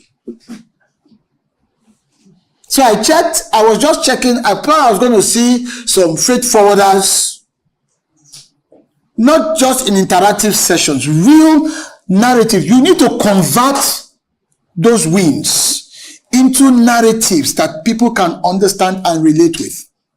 I watched the last episode of the program Shippers. I saw that you had a segment for complaints. What's it called that you resolve? That segment lasted for just 35 seconds. There are things we can begin to do. Show faces, show scenarios, make it more real so that the concept and the value of a port economic regulator in terms of the outcome, how it transmits or translates into economic benefits. Those are the real narratives that stick. Create space for chief executive visits, people courtesy visit and all of those things and all that happen because the government space, many people come in, every day is always busy. But part of this team must be looking for your wins and materializing the narrative in a way that is clear and easy to appreciate and ensure that they occupy media space. I just took your Instagram page. I went through everything from beginning to the end. Everything. I saw events. I saw a lot of the staff maybe speaking at one event. I saw all of those. All of those things are good, but they are activity. You now need what I call productivity-oriented narratives. What that will do is that it has its own way of contributing towards your brand destination. Because, put it simply, Nigeria Shippers Council is the rescuer of the shipper. That's all. You are it's very simple. In fact, the mantra should be Nigeria Shippers Council to the rescue. Like a Superman wearing his cape. That's what you are. And that's how you build your brand. What is a brand, by the way? Brand. Marketing 101 is simply a promise. That's all. Your brand is the promise that you are making, that you've communicated, and that you are committed to delivering upon. And as you deliver on it, you communicate it. And that strengthens your reputation. And over time, that's your brand. That's what it is. So we must manage this situation to ensure that there is a proper functional alignment between what we are delivering and how we are being perceived. So what ways do you think we can translate some of our wins into natural narratives that can be out there? And if you do that, I can tell you your Instagram page will probably more than double, because those will be real scenarios that people can engage with.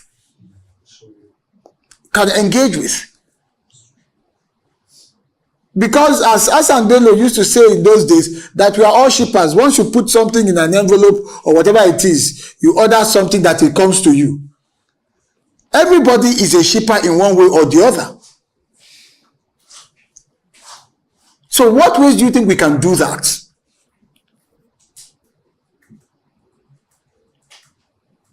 How many of you have been to your Instagram page here in recent times? Someone is smiling there. That means she hasn't been there. You have.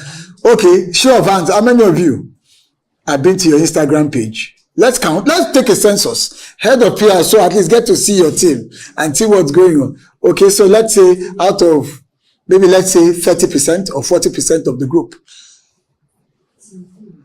How many of you have watched your TV program on YouTube?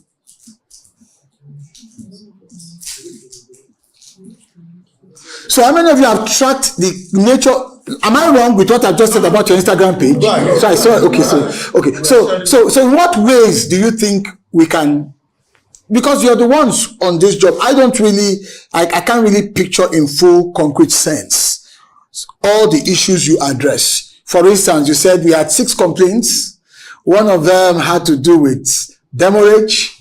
Another one had to, what does it mean? It does. I get the point. It doesn't stick. The point I'm making is what does it mean? It's just like data, some information. But could you translate that into much more concrete narratives, storytelling? Yes, sir. That particular segment, if you can reimagine it and make it weekly, it's a good start. It's at least another component that helps your brand, because it's appealing to your ecosystem, those that need to know. Yes, please. So I think we should just do like a turnaround, concentrate more on that, because that's the stakeholders we're dealing with. Then I think the other activities, you can now make them like more of tidbits. Okay, the ES executive visited this. Yeah. Then we'll now tell that less time, and then concentrate more on that instead of giving the personality story of the ES.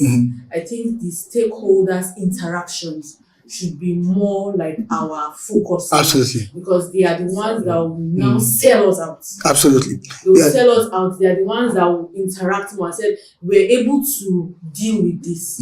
So if they are able to deal with this, that means I can take my complaint. If they are able to settle out these people, that means I too can. So it shouldn't be just that tidbit small session. It should be more time should be dedicated to it. I think, so let me just give you this story we had in Kaduna. There was this black eye beans issues that we had from Kaduna to Dubai. You understand? It was a lengthy negotiation. But the good thing about it, even though it wasn't given prominence, is that at the end of the day, they was able to reach a compromise that Shippers Council stepped in, and then they was able to negotiate it. So for me, that was like a victory. Yes. You understand that if we sell it out, people will know that yes, okay, we are working. If they can sort out this, they can sort out for that. Absolutely. Just more time for this. Your wins. Yes. Put out your wins out there. And have more confidence in you. Yes. The more wins you put out there, the more it strengthens your brand. Nigerian Shippers Council. This is a council designed, put in place by law to protect the shipper. And it does that through regulating economic activities within the port system.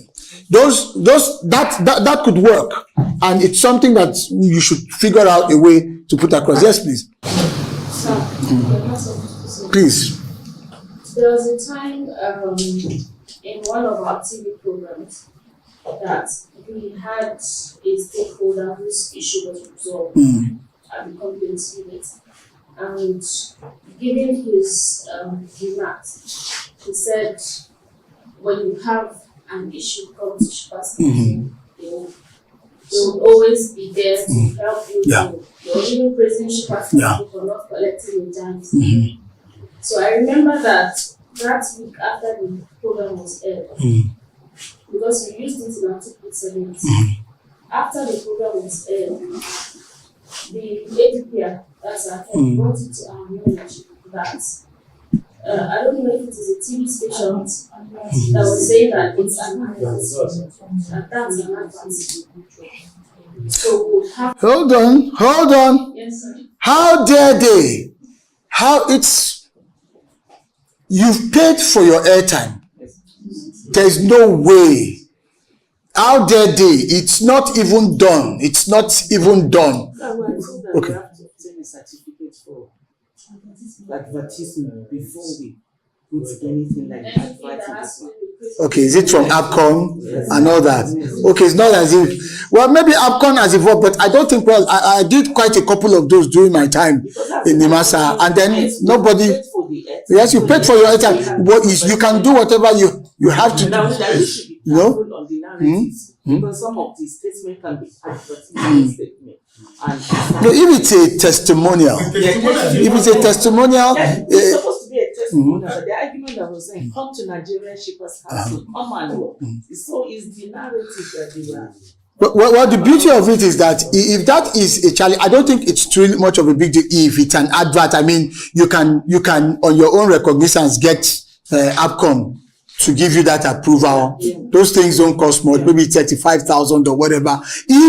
I'm surprised, maybe these are new things, because during my time, we used to do quite a lot. We were creating promos. I was writing art script to promote quite a number of things for NIMASA then internally, and it never came up. So I would think maybe it's a recent. You know, we're not supposed to collect anything from the like money, but they feel that if you future somebody like that, it means you are collecting something from people. Yeah, unfortunately, which is whereas what you're doing is you're promoting on Apple. Yes, that's the thinking. Maybe that's because I think there's a drive for revenue, and so they're really recreating or redefining a lot of these things. But then, of course, if that is now the rule, because they do have a say in terms of regulating that space,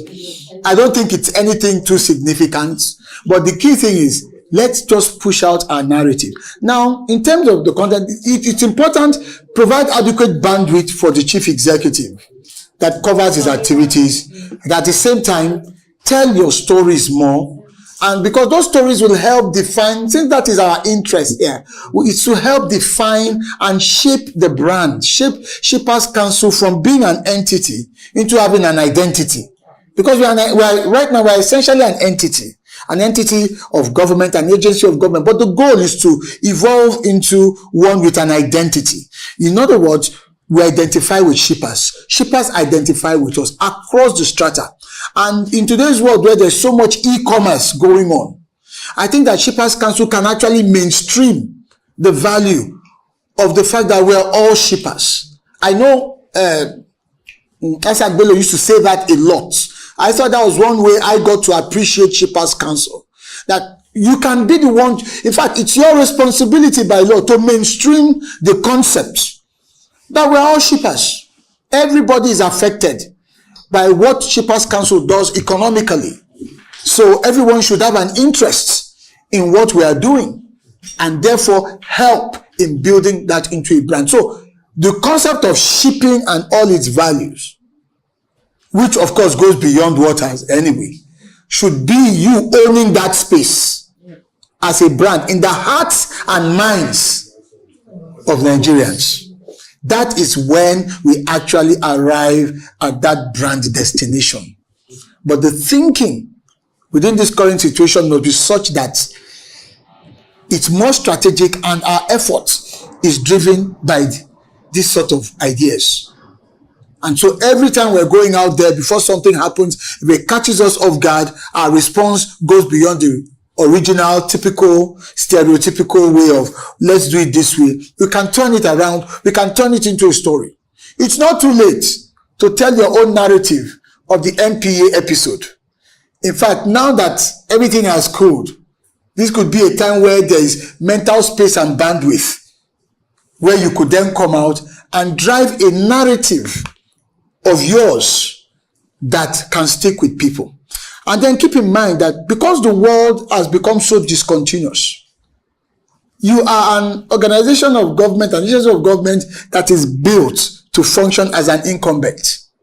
You know the concept of incumbency, which is very traditional and which is you can predict, so to speak, because you're comfortable, you're in charge, you determine things. But you must now begin to think with some sense of insurgency. Why does insurgency last? Why is it such a challenge militarily? It's because traditional armies fight based on traditional principles. Insurgents don't have any rules. They redraw the map. They take the battles to places which is non-conventional. They pop up here and there. So you need And I'm going to, head of PR, I'm going to appeal to you, ma, to encourage a little bit of insurgent thinking, not in the sense of irreverence, but thinking out of the box to do some things. With social media, and you have a TV program, a TV platform, you can reimagine the TV program. When I got into the master, one of the things I tried to do was, why can't I have interviews on a boat? My first set of interviews were on our vessels. I realized that a lot of people in the master had hardly gone out to the waters. There were so many things I imagined, just that my schedule, my plate was so full. I thought of ideas where if people come to visit us, they should live with fresh fish. Because it's maritime. Do you know the PR that will do? That what we are giving our guests is fresh fish picked out of maybe somewhere in or what have you. It's just, we are giving you the maritime experience. You see, let me tell you, that will make news faster. That will trend more on social media. Quicker. We have to think out of the box. Why? That is solidifying your brand, giving the right picture. Oh, these are shippers. So everybody is into shipping. Those are the kinds of stories. Sometimes we used to think that, are you crazy? What? I said, look, you need a bit of this insurgent thinking, because this is a government establishment. The space is pretty much established in nature. But if you're going to break out a little bit, you need some doses of this once in a while. So it's to really challenge that thing. And I think that's, for me, is the major argument I bring to you today. To say, as public relations people, we must be very strategic. We must shift the paradigm. Because aren't you tired of people just ambushing you every now and then over issues, especially bad actors? Sometimes it could be somebody who decides maybe they wrote a proposal and the means was not there to satisfy them. And the next thing, some news is flying around and you have to do cleanup. So it's time to get ahead of the game. That's the point I'm making to all of us. To think creatively as well. And within the structural accommodation of an agency of government such as ours, we can make some good creative progress. So I want to begin to wrap up. Do I still have more time? Okay, good. So by now coming into some of the skills that each person, everyone around this table needs to have, we must also develop ourselves. We must develop ourselves. And very intentionally. Now, number one, I think I had my notes, just a second here. So I'm going to read through some of these skill sets that are necessary. Excuse me.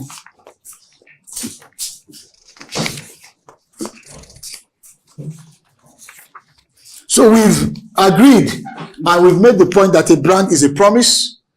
And for you, your promise to the shipper is that we will protect you. We will always have your back. And exactly.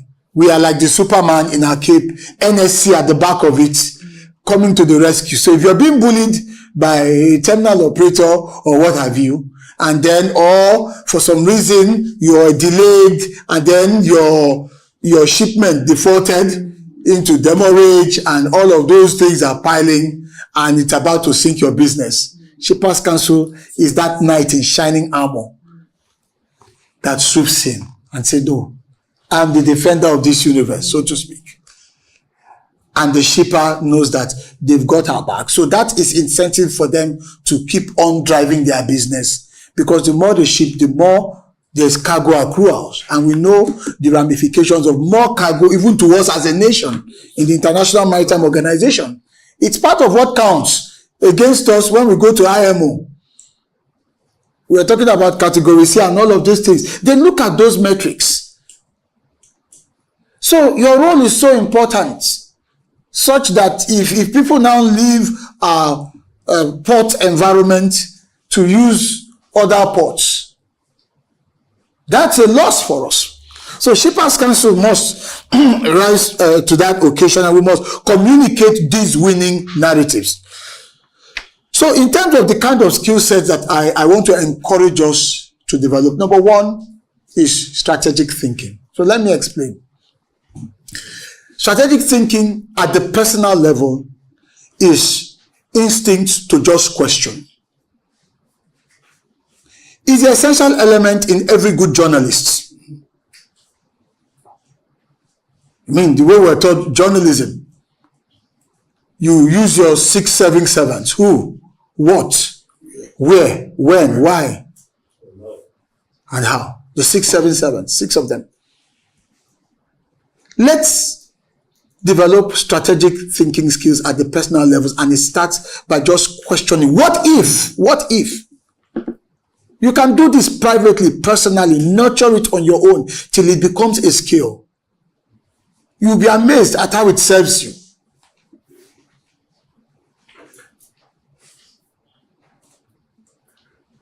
Number 2, the ability to read and absorb expansively.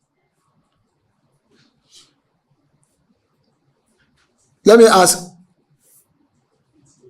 in the last 2 weeks, how many of us have read or are reading any book? Just a book. Let me see. How many hands up? All right, what are you reading? Tell me, sir. Tell me, what are you reading? What's the title of the book? The Tracy System Leader. The what? The Tracy System Leader. The Tracy Leadership. Okay, the Tracy, that's John C. Maxwell. Okay. What about you now? Somebody is Purpose Driven Life. That's Rick Warren. Rick Warren. Okay. Anyone else? Oh, Atomic Habits. I forgot the guy's name now. It's a self-help reference. It's a very popular one in recent times. So what I'm saying is, please, you don't need to be an exhaustive, fantastic reader. Just, even if it's just 2 pages every day, the quality of your self-development is going to rub off on the quality of your production at work. There's no magic to it. And one way to ensure that is to start by reading. It could be anything. It could be a maritime themed material. It could be something that is business related. It could be a motivational reference, whatever it is. Develop it, because what it does is that it expands the mind. You see, the best communicators are those with expansive dispositions, because they can relate, they can sit in any scenario mentally. And so if they are to drive communication narratives with a pen and paper without thinking, they can either craft a script or do a memo or do a press release and set the direction, the news peg, the direction of how we want this to be done.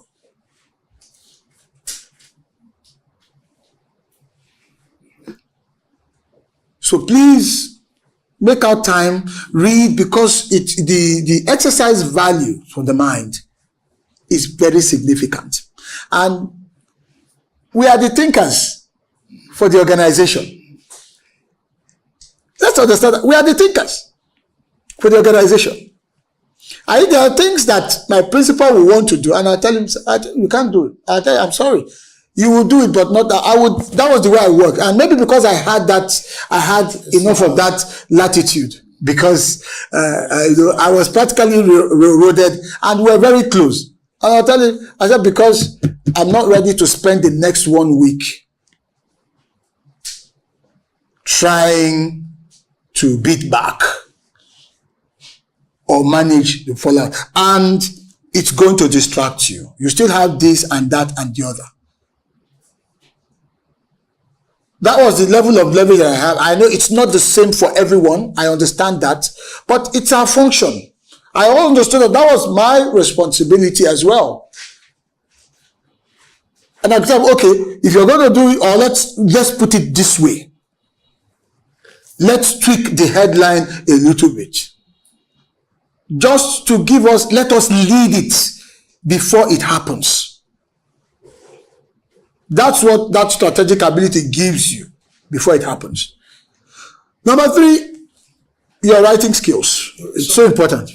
Listen, please, like what the second one you're talking about, Yes. reading. Yes. You see, there is, in our school of journalism, they will always tell you, for you to be a very good journalist, you must go and read other disciplines. Yeah. Because you may see a lawyer and you have not read anything about law. You don't know much about law. You can't ask him a question.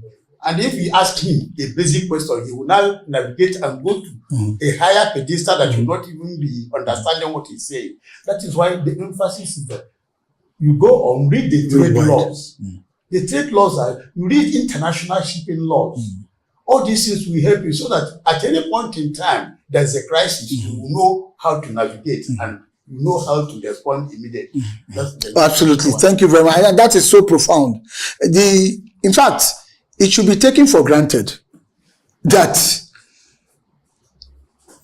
should be induction level material, so to speak, at its most fundamental, because you have to communicate, you have to ensure that the words or the message is out there. Then the third one has to do with writing skills. Well, I'm going to say this, we all have to continue to develop in this area as much as possible, but you can't write well if the first 2 areas have not been developed. Because you'll be end up writing for formality.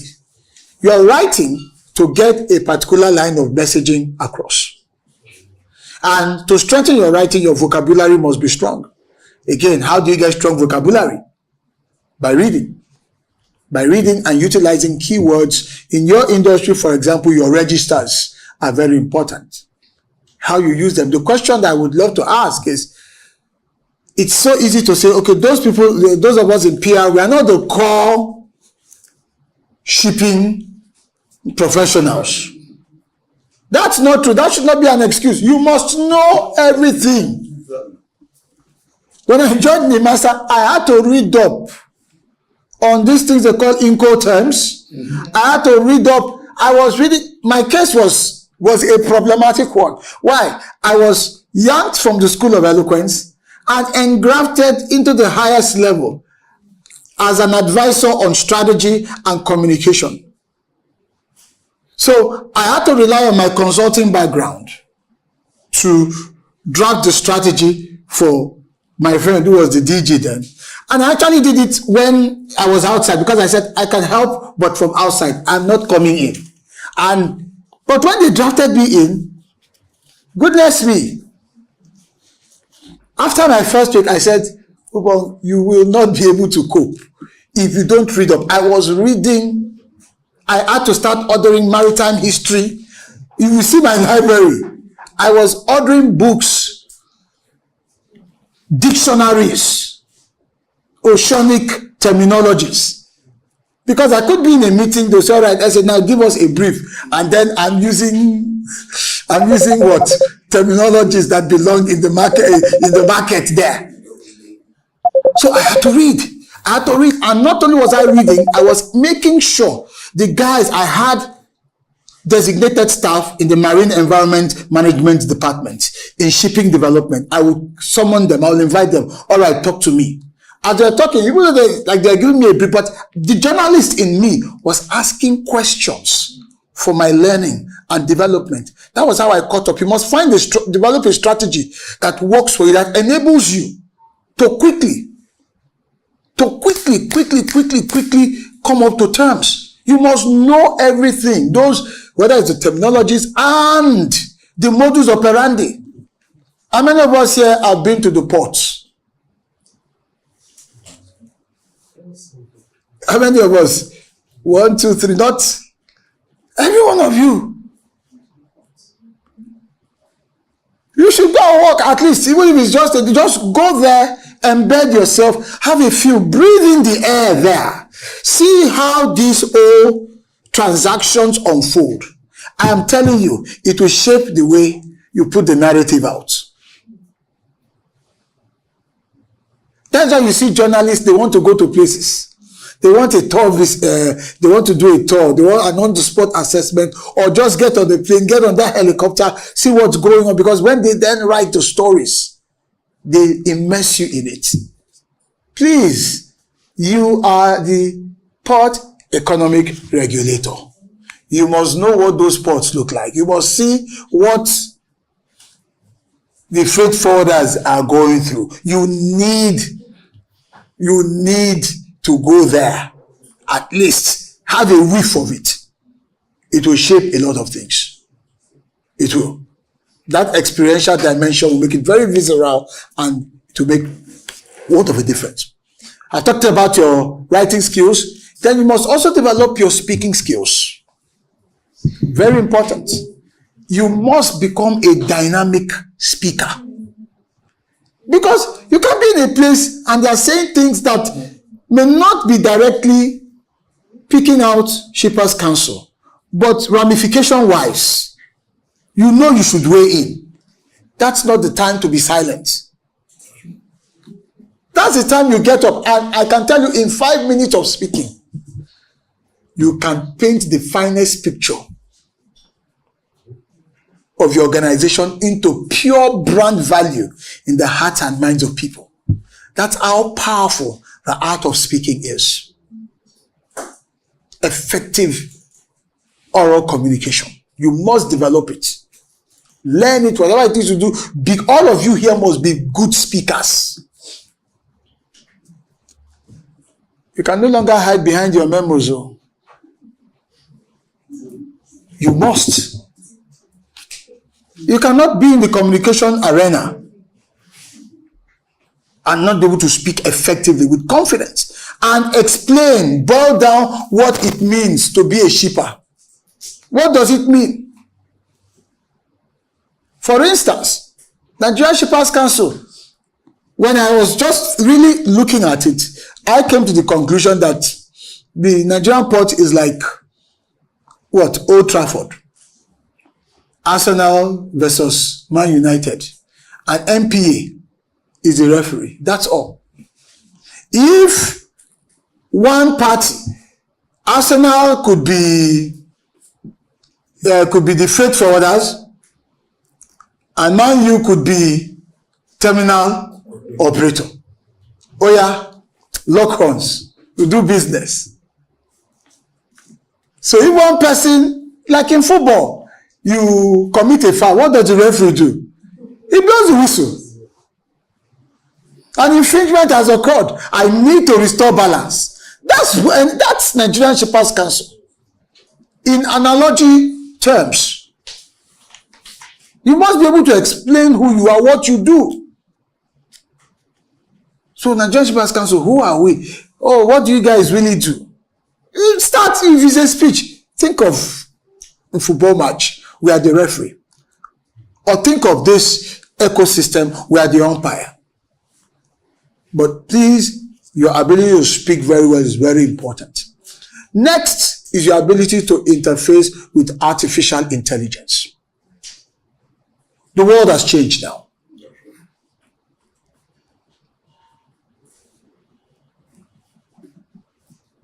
Your ability to interface with artificial intelligence. Now, let me be clear about this. There are people who talk about AI taking our jobs. I like what a young lady said recently online. She said, no, AI will not take anybody's job. It is people that know how to use AI that will take other people's jobs. I was very impressed with that statement. Please, when you are online, don't get too carried away with all the social noises and all the crazy content. Somebody wake up in the morning and because, the way they went to bed, they just begin to post themselves. And before you know it, before noon, it will have over 10,000 views and all that. Scan through all of those. You're going to meet, especially on LinkedIn, where people are really making meaningful contributions, adding meaningful value. You're going to see a lot of that. So, your ability to interface with AI. And the principle behind artificial intelligence is very simple. We, the humans, are the originators. AI is the generator. So the original ideas coming from us and using AI to generate any additional. We do not abandon our responsibility to AI. Recently, of course, I teach public speaking and I coach quite a number of people, quite a lot of top people, even in the maritime sector. Even after I left, I went back to the school of eloquence.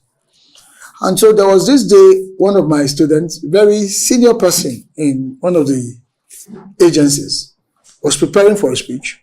He had to represent his principal. And so they sent me the speech.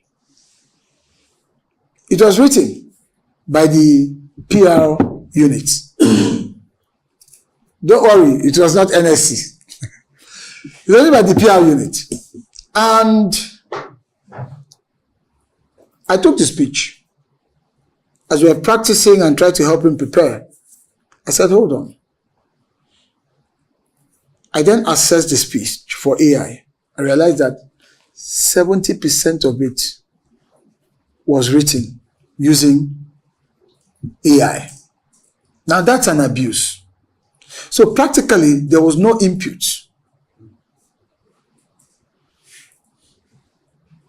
So AI was no longer being used as a tool.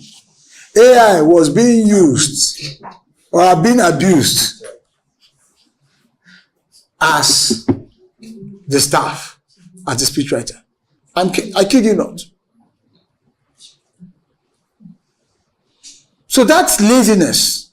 And there's no way you'll be able to respond to this larger crisis when we get to communication crisis. If, as a communications person, you're not developing your capacity. If your principal, I believe you write speeches for your, does this department do you do some speech writing as well? This unit, do you do some speech writing?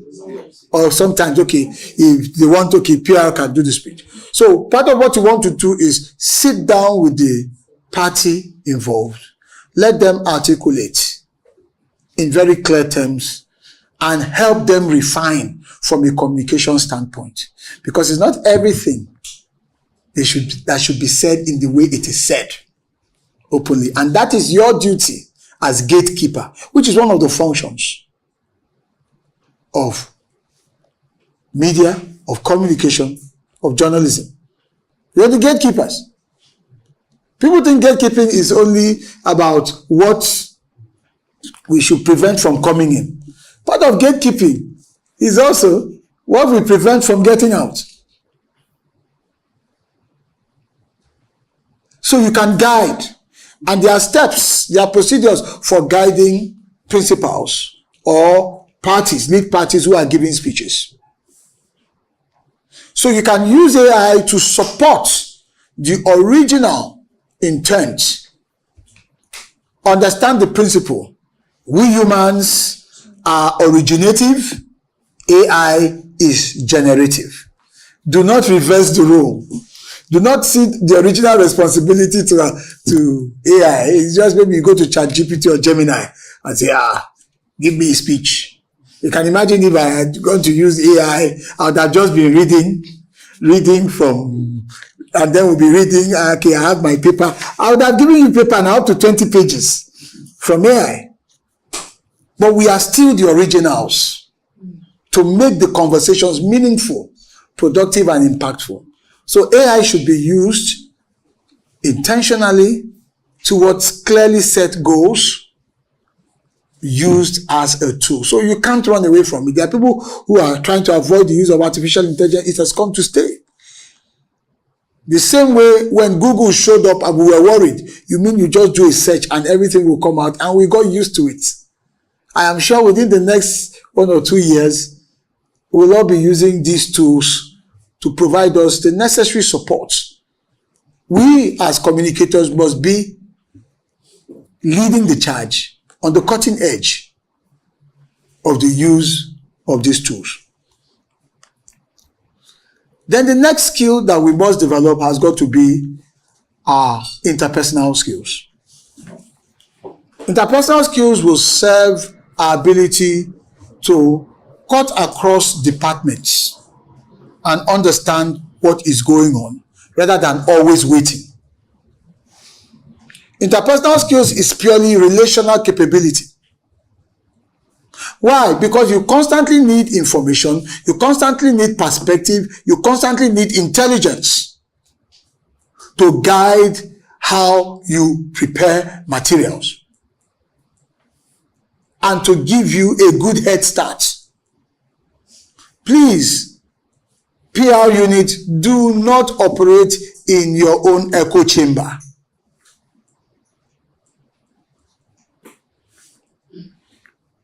Go across the directorates, have friends, colleagues, interface regularly so that you can constantly have a good feel of real issues going on, not rumor-driven content within the organization. You know what I'm talking about. There are things we all get to know almost immediately. Those are rumor-driven content. But more functional information and awareness must come through how we interlink. Swing by the other department, the other unit, get a sense of what's going on. And then your interrelational skills with the media is also very important. Please, let the media not just be when it's time for your press release that you're circulating. I think we should strengthen that handshake. There are maritime journalists that I met that were just so exceptional. They were very serious-minded. They were not interested in personality stories. Those were the easy ones. Please, when can we see the DG? We want to interview him. And you're asking the DG the questions that the answers are readily available. You answered 3 days ago. That the PR unit or the marine environment unit could have provided you. But I met a few journalists who said, look, I want to do a special report on this aspect of pollution and what NIMASA is doing. That was just so I met journalists like that, but there were few. And you also must orchestrate. You can orchestrate and encourage 1 or 2 journalists that have the depth to explore this. Exactly. You can orchestrate. And then they do it, and that forms part of what you feed into the ecosystem. In fact, you can have the journalists help you with some research-related work that gives you the content that you can use. And then another skill is your ability to create short-form video content that can tell the stories of the seas. This is now a necessity, given the kind of media space that we are living in. Who is your competition? It's not your fellow sister marine and blue economy agencies. Your competition is all of that business out there online, making it difficult for people to even watch your program, The Shippers. You see it probably have less than 100 views. After how many, 6 months or what have you? Because those views, those eyeballs are going elsewhere. And you can't keep producing that program the same way. You've got to find short form content. Your ability to create those things, they are very important.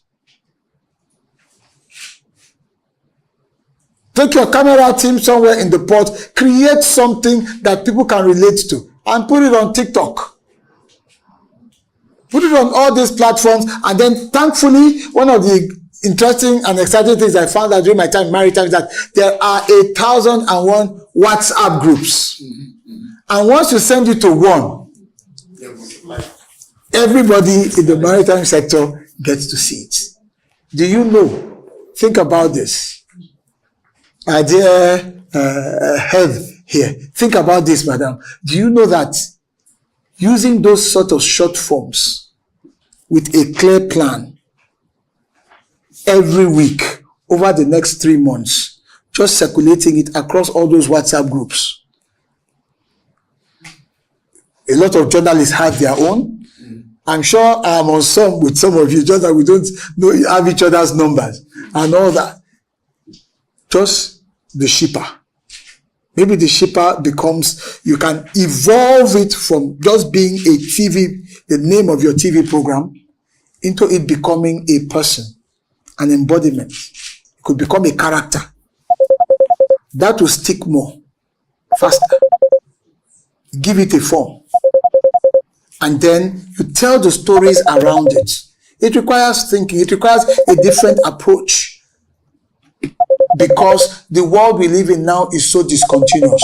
We can't keep up with this crazy digital world using the analog framework that most of us government entities were built on. We can't. It is changing. So we need to lead the conversation. We need to tell our stories, to define ourselves before others define us. Because every day, the circumstances in the post-economic environment is defining us whether we know it or not. So we need to get ahead of it, to define ourselves.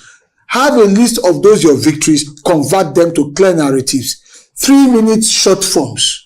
Put them out there and sell yourself. Consistently, it will change the perception within that group, because those are your stakeholders.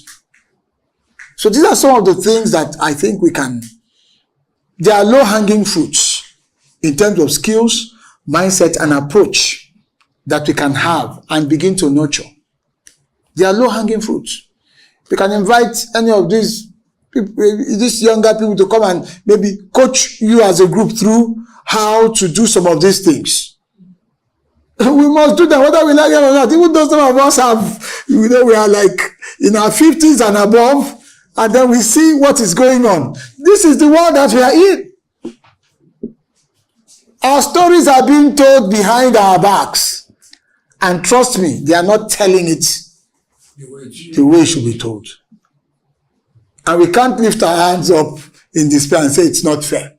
We need to regain the narrative. And I'm sure that NSC gets coppers posted. Some of these coppers, if you have them posted, get them into your units. Any coppers here? No. I'm sure you have some. Get them into your unit and begin to saddle them with some of these things. You'll be amazed at what they can give to you. And they are within the system, so it will be compliant. But that fresh take will unveil a dimension. You'll be amazed. Send it to the executive secretary, send it to all the directors, just move it around. A fresh take, a fresh dimension. Because that is the world that we live in. So I want to encourage us with this. Sometimes part of it is you catch your ES unawares, tell him to say one or two things, you catch a stakeholder unawares, you mix it together, you send it out, it goes viral. Oh, Shippers Council, they are carrying us along. It's just, these are, because a brand is not a product of just one singularity of effort. It's not. It is an amalgam of effort, initiatives, vigilance all over. We're making sure that the bad actors are not being mischievous. We're staving them off. That's true. We do that, but then there's space. We fill it in with positive material so that we are leading the telling of our stories, and we stay the course. We stay the course. We get creative and innovative. Okay, this is happening and all that. Yes, we don't need these stakeholders to be a part of it, but let's surprise them. Please come and sit in. It will be nice for you to see what we are doing. And then you just sort of build all of these things together cumulatively. The world has changed. The structured approach is failing. The structured approach to what we do is failing because there are too many insurgents out there. Ask the Nigerian army, they will tell you how long it's taking for them to adapt, to even contain the insurgency. They have to do things unconventionally. So we are living a battle between the incumbents, we are the incumbents, and then the insurgents. The factors happening so quickly beyond our control. We must adapt. We must remain incumbent with the mindset of insurgents. I think that will be my last word to you. Thank you very much.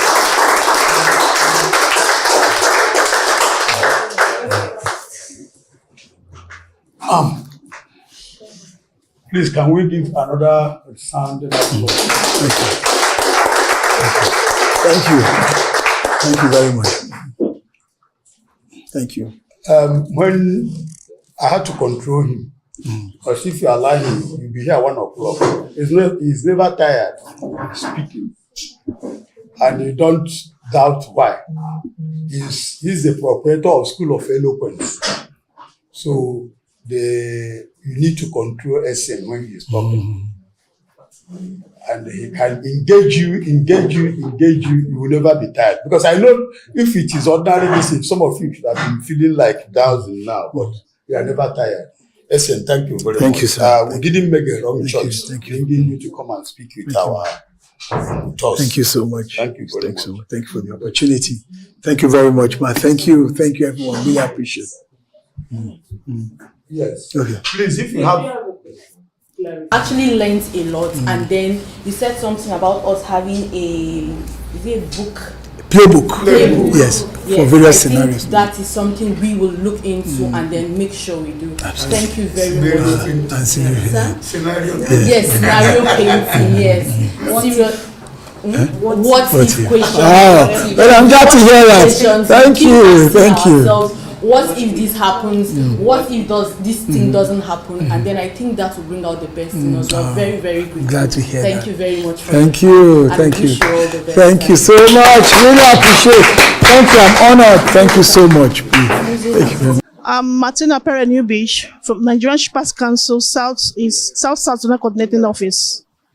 The retreat so far has been so eye-opening. And especially today's topic from the Mr. SN Ubong, eloquent speaking, has been so eye-opening. It has impacted us positively and have given us a guide on how to go about being an emperor and a lot more. We appreciate it so much and we wish to have more of this kind of sort of training. Thank you. Medantia Susan Shahoma, and the training was very insightful, very engaging. I learned a lot in terms of the importance of actually shifting my mindset from doing things the regular way to actually thinking outside the box. It was a very interesting class for me, and I would say my biggest take home is the fact that we can actually do things differently. Even though we might have been used to doing things the conventional way, we can actually make a decision to do things in a different way and still get better results. Thank you. Yeah, my name is Ogugbemi Idowu Samuel. A big thanks to the facilitator who has impacted knowledge. We've been encouraged to set a timely goal to drive the council's image, and also to shape the public opinion by setting a strong agenda for the public. We have also been encouraged to invest in improving some of our skills, which has to do with speaking skills, writing skills, and also to ensure we improve on our capacity to timely delivery of public relations services. And according to him, he said it is time we look at the opportunity in harnessing, the greatness in the strategy of public relations, that is relying on some platforms to drive the council's goal and to also ensure we sustain mutual understanding with the public. And there are some means and strategies to do that, which has been highlighted. And trust me, as a result of this great discussion, we'll take it and we'll implement it so that at the end of the day, we achieve a strong goal, a strong image with the public, and also improve on the council's reputation. Thank you. My name is Zainab Momon Blakos, Public Relations Officer, Kaduna Port Office. I enjoyed today's lectures. It was very interactive. Personally, my take home is the dynamic shift, how we think from not the normal thinking we always think every day, thinking of something new, what we use to sustain the image of the council, and how to that sustainability of the image. And also what I also took was what if, the question of what if, always sitting down to think, what will happen? Thank you.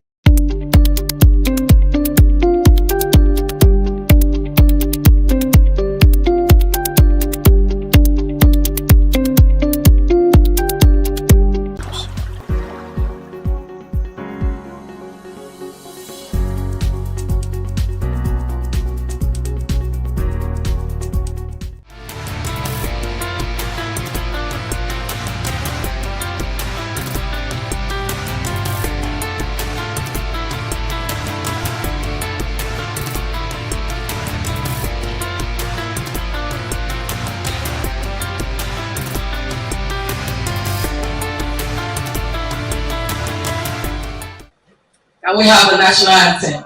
In brotherhood we stand.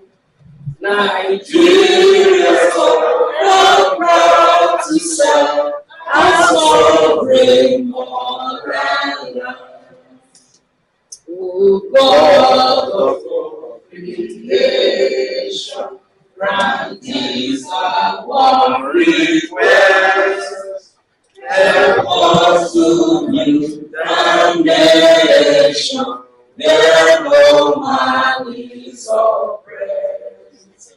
And so with this and plenty, Nigeria may be blessed.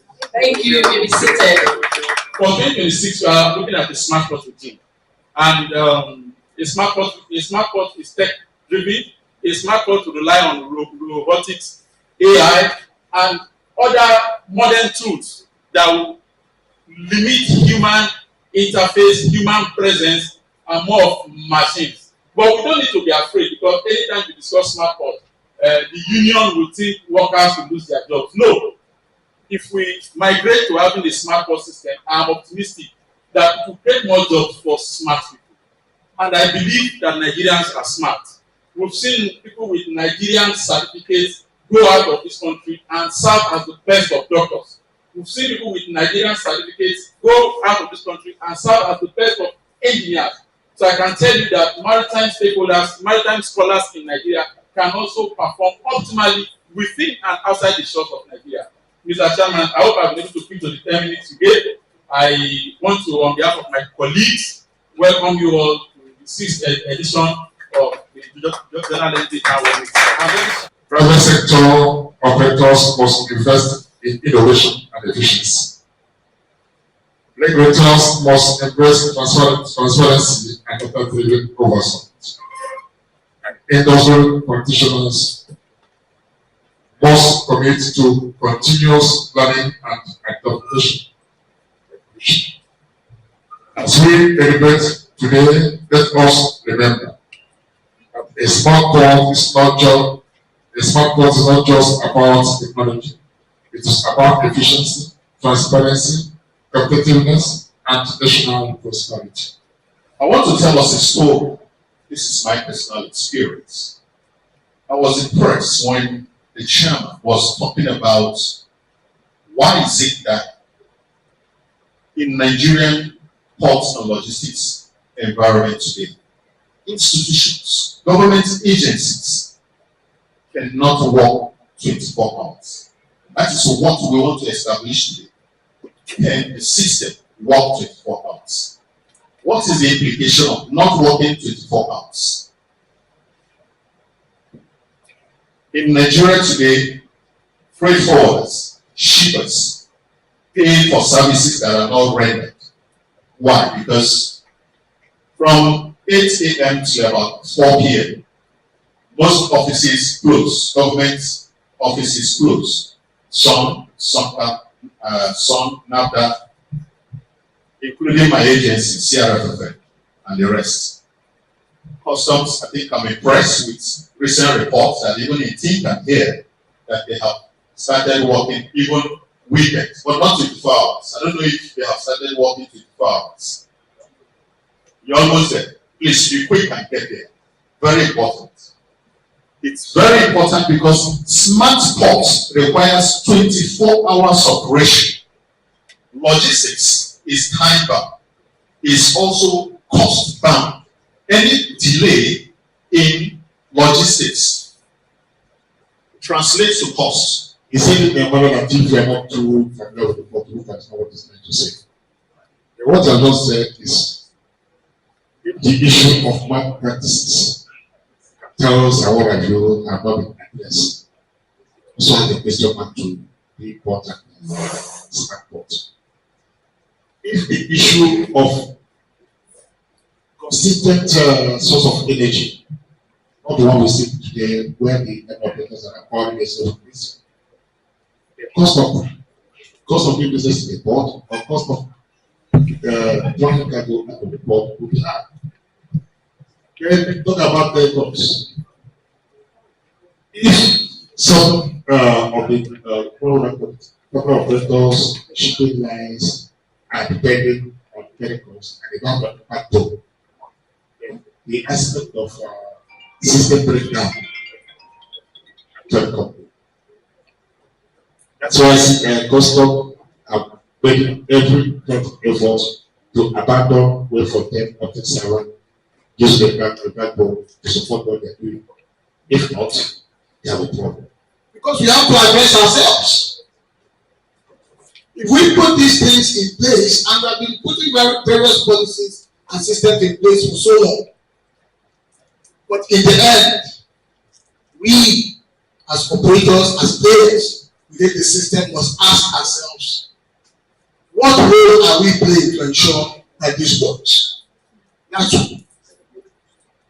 The last thing I want to mention is that I've sat in this conversation and I want to appeal to Mr. Ismail Anim. I think that there are two parties that should be here that are not here. The telecoms operators should be here. If you're talking about the blue economy, the blue economy must go beyond just maritime thinking. Because you're discussing smart ports, smart systems. All of those things must ride on the backbone. I'll give you an instance. 3 or 4 days ago, we just finished at the School of Eloquence a Guinness World Record attempt for the longest public speaking marathon. What is the problem we are facing? We're using all kinds of internet infrastructure to send videos, and 3 days after, we're still struggling. We're still struggling. Now, that is just an institution that is, we can call it a soft institution. How much more in the port ecosystem? They should be here to listen and understand their role in it. And that's why some of most of our maritime events must open up a little bit more to enable outsiders or other fields to come inside. Because some of the tools which have been provided by WCO. Nigerian Customs Service itself has it's about 90% automated already. If you remember what it was with Asikuda plus 96 and now Product.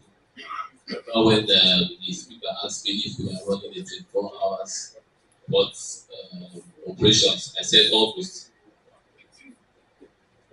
I said not yet, but of course, the system has evolved tremendously.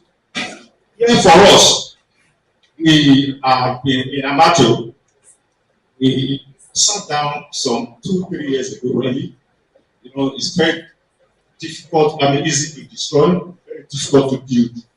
We sat down and looked at, from our various engagements with agencies, government, MPA, NSC, even the CRFF. So we peered into the future and saw that things cannot continue to go like this for our members. If we do not embrace smart personnel, smart association. So by that, what we have been doing or trying to do, for instance, we identified certain projects that will help us get on track to be able to fit into the smart ports, and not just smart port, like the guideline is supposed to evolve a smart maritime ecosystem.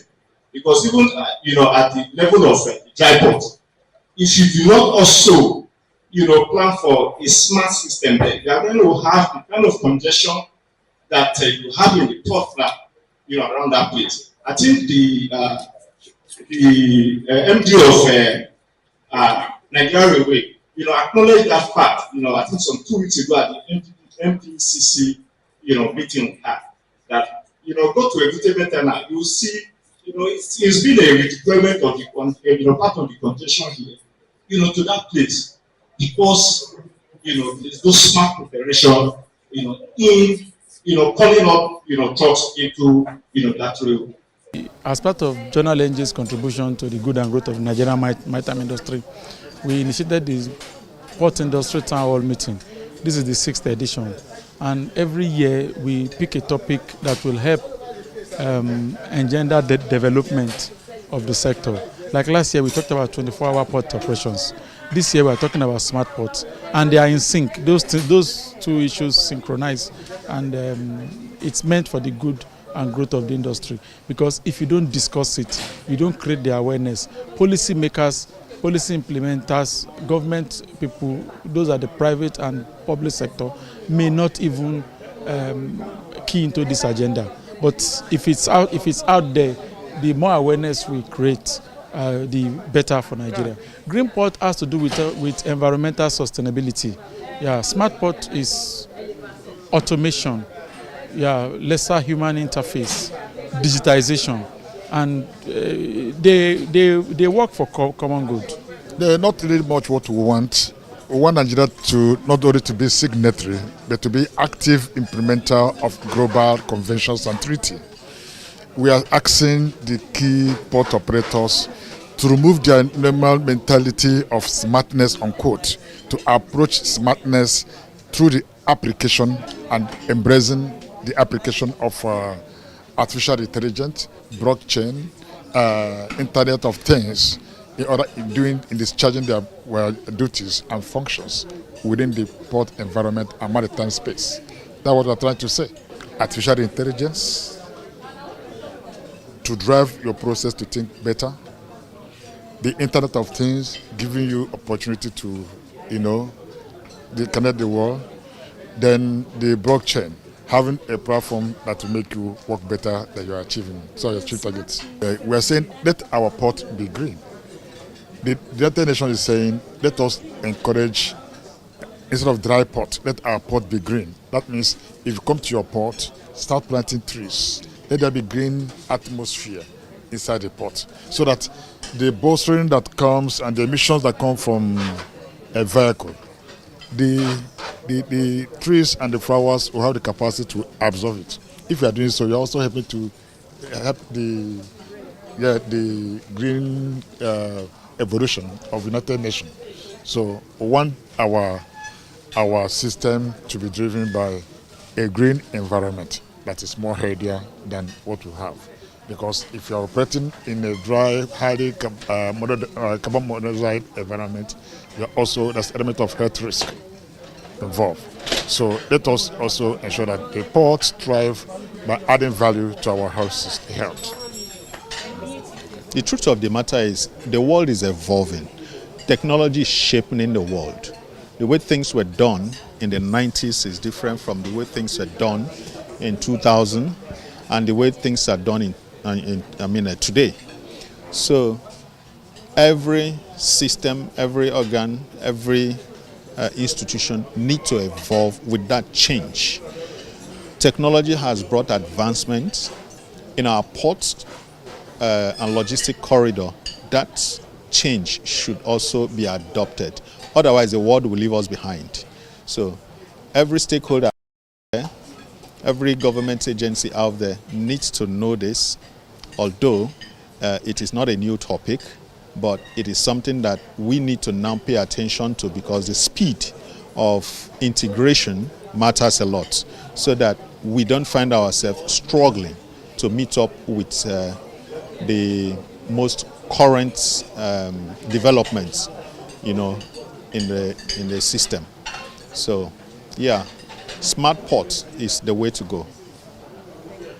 Thank you.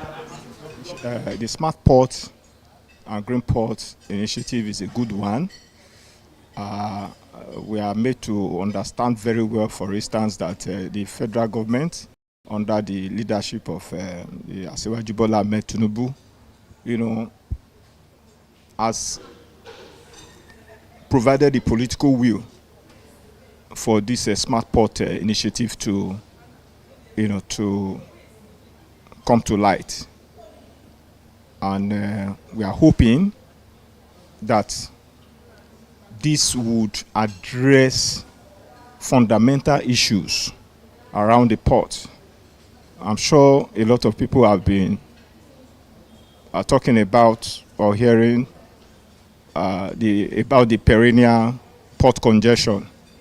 With the smart port initiative, that gridlock would be a thing of the past. All the hues and cries of truckers, for instance, talking about be it multiple checkpoints along the port corridor, and even within the port, as the case may be, we all almost die a natural death in one fell swoop. So the SMART initiative is a good one, and it's something that we as truckers are really looking forward to, because our primary aim as truckers now is to be able to turn around trips. That's where our money comes from, turning over trips. This idea of doing one trip in a month or 2 trips in a month is making a lot of our members, go bankrupt, and many assets are being liquidated because, like I said, in the meeting, the rates many of our members are presently collecting as a result of the anomaly, occasioned by the anomaly in the system, are survival rates which necessitates, whose consequences results in the liquidating of their assets, because a number of factors are not taken into consideration in the rate that they accept in doing or in picking cargoes from the port. So with the SMART initiative, hopefully we'll go back to the days of doing 4 trips in a week or even more in a week, and that will make business, make our members buoyant, and port activities encouraging, as it used to be there.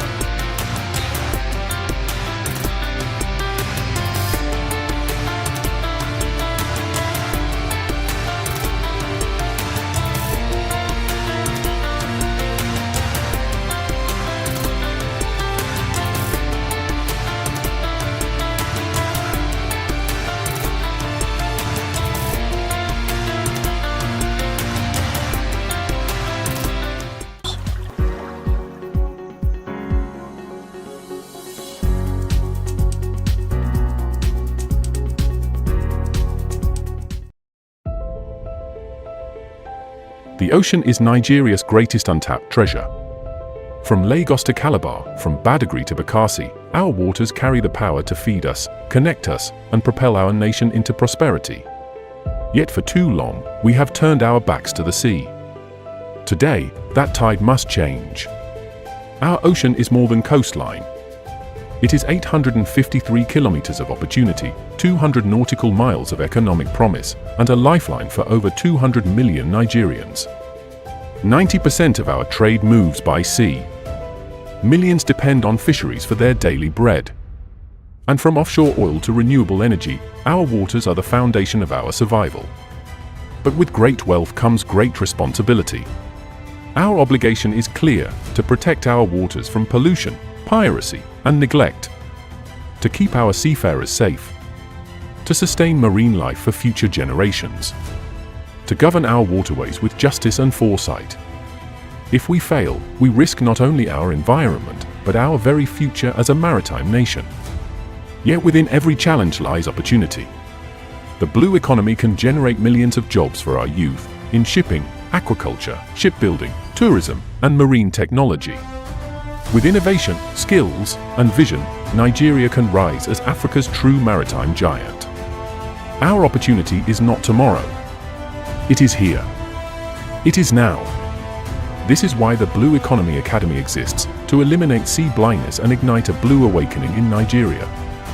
Through knowledge, advocacy, and action, we are sowing the seeds of ocean literacy, so every Nigerian can see the water not as a boundary, but as a bridge to prosperity.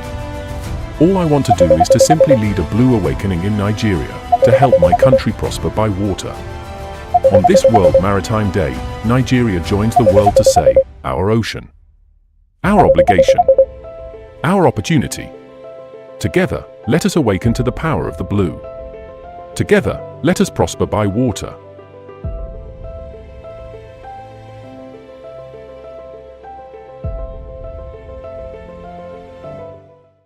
For decades, our ports have moved cargo. But in a warming world, they must also move energy, clean, renewable, and resilient. Globally, ports are evolving into energy-integrated hubs, generating power from wind, sun, and waves. They power cranes, charge ships,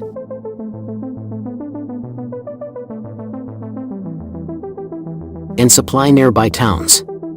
Nigeria's coastal ports receive abundant sun and sea breeze.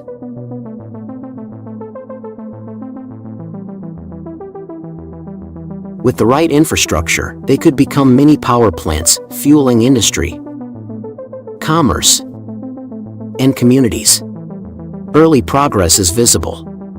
Pilot programs are integrating solar into administrative buildings.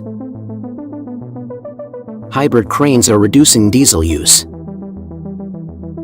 It's a start, but not enough. Our ports can power more than trade. They can power a greener future.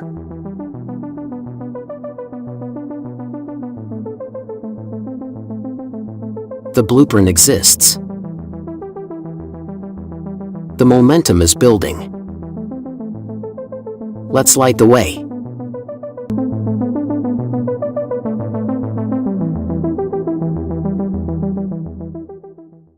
The sea is more than just water. It's our future. From Badagry to Bakassi, Nigeria's coastline is over 850 kilometers of untapped opportunity. The blue economy is woven into every part of our lives. We are all stakeholders of the seas. From the Blue Economy Academy, Code Blue is the brief designed to eliminate sea blindness. Get the critical insights you need to prosper by water, economically, environmentally, and educationally. Don't miss this opportunity to join the conversation. Limited virtual capacity. Scan the QR code now to join the movement. Let's build a Nigeria that prospers by water with Code Blue. Life at sea is difficult enough. Let's not make it harder. I'm Ubong Isian, certified speaking professional and founder of the Blue Economy Academy. As the world marks the Day of the Seafarer, under the powerful theme, My Harassment-Free Ship, the message must echo beyond the moment. Our seafarers, those courageous men and women, face storms, isolation, and sacrifice every day. But what they should never have to face is harassment, abuse, or indignity on board their vessels. For women seafarers, this danger is often multiplied. Many of them suffer silently, marginalized, disrespected, or even violated. And all this without protection or justice. We must call this out. We must change it. A ship must be a sanctuary, not a threat. One where every woman is safe, every voice is heard, and every act of misconduct is addressed without delay. At the Blue Economy Academy, this is a moral and strategic priority reflected in two of our foundational pillars. First, blue governance and justice. which demands stronger laws, enforcement, reporting systems, and ethical leadership at sea. And second, blue talent, because we cannot build a sustainable maritime future while neglecting the very people who power it. The Nigerian seafarer, whether male or female, deserves more than a struggle. They deserve global relevance, respect, and recognition. Many of our seafarers remain undertrained, underpaid, and underprotected despite their potential and the sacrifices that they continue to make. We must change that. It's time to benchmark Nigerian seafarers against international best standards. It's time to invest in their welfare, dignity, and growth, not just as workers, but as ambassadors of our maritime future. Let's make every ship a place of professional pride, mental peace, and personal protection. Let's create a maritime culture that sees harassment as an emergency and not a hidden habit. Because a true blue economy is not just about what we can extract from the sea. It's about how we treat the people who live and work on it. So, to every Nigerian and global seafarer, we just want to let you know that we see you, we thank you, we stand with you. May your voyage continue to be safe, and may your ship be harassment-free. May your future be even brighter than your past. Thank you from all of us here at the Blue Economy Academy. Happy Seafarers Day. Indeed, it is your harassment-free ship.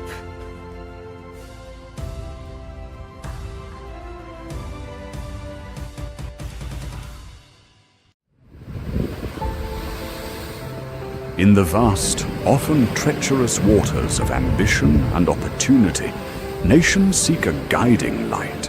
They search for clarity amidst the fog and a fixed point when currents shift. Nigeria's blue economy, a boundless sea of potential, navigates these very challenges. We are the lighthouse, unmoved by crashing waves of indifference or the chill of being ignored. We stand. The storm proves the strength of our resolve. We don't wait for applause. Our purpose is to shine for the sake of others. Our light needs no validation. It simply reveals truth. We are built on rock, conviction, knowledge, and the courage of vision, not applause or fleeting trends. Ships come to us. We do not float to meet them. The Blue Economy Academy, with Code Blue as its early warning system, serves as an immovable reference point. We illuminate bearings. We don't pursue tides. Though fixed, we see miles ahead. Rooted in our principle to see a Nigeria that prospers by water, we anticipate, forecast, and lead thought, even when others are blind. We don't compete in the contest of ego or political theater.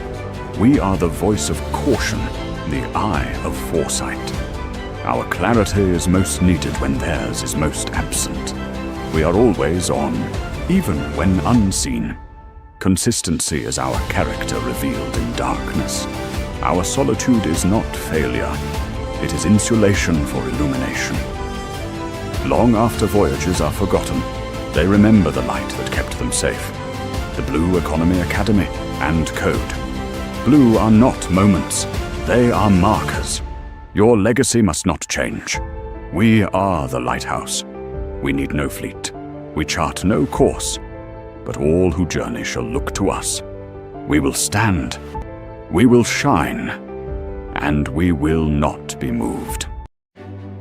They call it the blue economy, the idea that our oceans, rivers, and waterways can drive prosperity without destroying the planet that sustains us. It's a simple but powerful idea, defined by global development leaders including the World Bank as the sustainable use of ocean resources for economic growth, improved livelihoods, and job creation, while preserving the health of ocean ecosystems. To make it even simpler, think of it as a hand, the blue hand with 5 fingers that must all work together. The thumb gives strength. It represents economic growth, the industries that earn us income from the sea, fishing, ports, shipping, tourism, even offshore energy. Every time a boat carries goods through a Papa port or a new fish market opens in Bonny or Ypres, that's the blue economy at work. But growth must be smart, not just extraction, but innovation, turning seaweed into packaging or waste plastic into boat fuel. The index finger points the way toward people. It's about creating jobs and improving livelihoods for coastal families and inland communities alike. From the fisherwoman in Bayelsa, to the boat repair apprentice in Lagos, to the tour guide at Tarkwa Bay, the blue economy is meant to lift lives and reduce poverty. If growth doesn't translate to better living for the people, it isn't truly blue. The middle finger reminds us of health, the heart of it all. Healthy waters mean healthy jobs, healthy food, and a healthy nation. When oil spills, plastic waste, or sewage destroy our lagoons, we lose not just beauty, but bread. Protecting the mangroves, restoring coral reefs, and keeping our waters clean are investments in our economic survival. The ring finger stands for sustainable use, the promise we make to future generations. It means taking only what the ocean can replace and giving it time to recover. You can't fish everything today and expect the sea to feed your children tomorrow. True sustainability is long-term thinking, using resources wisely so the circle of life stays unbroken. The pinky may be small, but it brings balance. It represents integration, coordination across sectors and borders. What happens in agriculture, energy, or waste management all affects the water. A minister in Abuja, a governor in Rivers, a ship captain in Warri, and a farmer in Kebbi must all see their shared responsibility. The blue economy only works when everyone rows in the same direction. When these 5 fingers move together, growth, people, health, duration, and integration, the hand becomes strong. But when even one finger fails, the hand loses its grip on the future. The blue economy isn't just about the sea, it's about us, our jobs, our food, our climate, and our shared destiny. Because truly, the sea is for all, that all may see. In the 21st century, time is money, and nowhere is this truer than at our ports. Each minute a container waits, goods are delayed, fuel is burned, and economies stall. In a global race where ports are becoming smart, Nigeria must ask, can our harbors keep up? Around the world, the smart port revolution is underway. AI schedules cargo arrivals. Drones survey logistics yards. Blockchain secures paperwork. These ports don't just move goods, they move data. Every second saved boosts GDP and reduces emissions. In contrast, Nigerian ports still face backlogs, corruption, and outdated infrastructure. Apapa Port alone loses over $55 million annually to delays and inefficiencies. But change is possible, and it's beginning. The problems are layered, old systems, limited coordination, and high levels of manual processing. These inefficiencies ripple through supply chains, raising costs and hurting small businesses.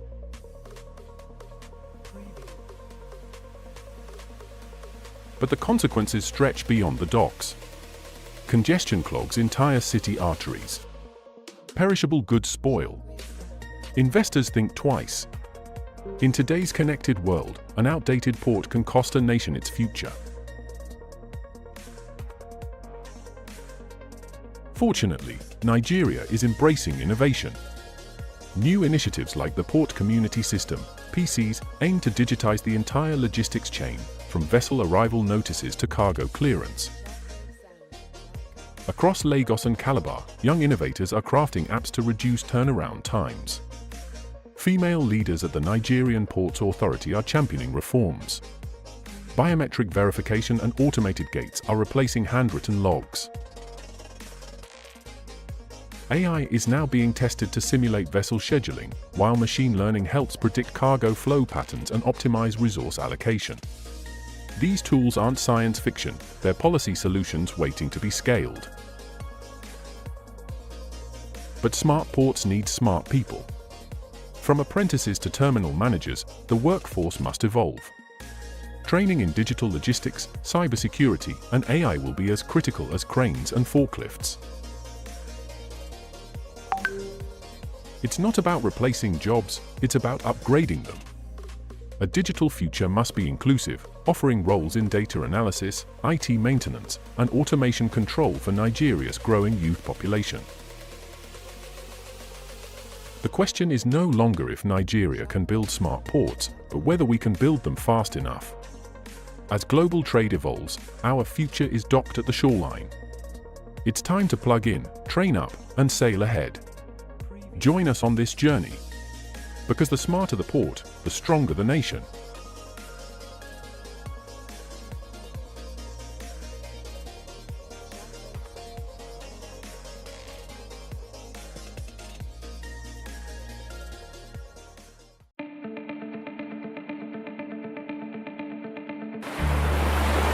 For centuries, the ocean has been humanity's constant.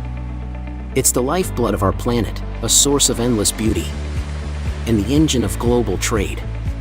It connects us, feeds us, and regulates our climate. But this magnificent resource is facing unprecedented threats. Pollution, unsustainable practices, and climate change put our planet's most vital ecosystem in peril. This World Maritime Day 2025. The theme, Our Ocean, Our Obligation, Our Opportunity, is a powerful reminder. It's a call for us all to act. Hello everyone, I'm Ubong Essien, founder of the Blue Economy Academy. The maritime sector is the backbone of the global economy, but its future hinges on a fundamental shift in our thinking. The theme for the World Maritime Day 2025, Our Ocean, Our Obligation, Our Opportunity, perfectly frames this crucial moment. First, our ocean. It is a shared heritage. It is not just a collection of water, it is a global ecosystem that sustains millions of jobs, transports over 80% of the world's goods. It is a living, breathing part of who we are. Understanding this is the first step. Next, our obligation. Our duty is clear: to protect and preserve this vital resource. This means embracing sustainable practices, fighting illegal fishing, and reducing marine pollution. At the Blue Economy Academy, we are committed to tackling sea blindness, the lack of awareness about our maritime potential. Our training programs and initiatives are designed to equip people with the knowledge and skills to be responsible stewards of our oceans. It's about building a generation that sees the water not as a barrier, but as a path to prosperity. Finally, our opportunity. This is the most exciting part. By fulfilling our obligation, we unlock immense potential for economic growth and innovation. The Blue Economy is a pathway to a greener future. It includes renewable energy from offshore wind, sustainable aquaculture, and cutting-edge maritime technology. It's about creating jobs, building businesses, and driving economic development in a way that respects the environment. This is the future we are building at the Blue Economy Academy, a future where prosperity and sustainability go hand in hand. So, this World Maritime Day, let's look to the ocean with a renewed sense of purpose. Let's embrace our shared responsibility and seize the incredible opportunities that lie beneath the waves. The future of our planet and our people depends on it. Thank you. To learn more about the Blue Economy and how you can be a part of this transformative journey, visit our website and follow us on social media.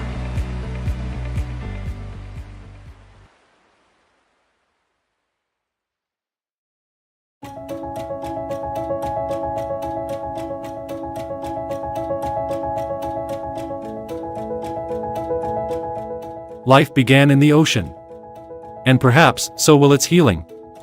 From cancer drugs to industrial enzymes, the ocean is our greatest untapped pharmacy.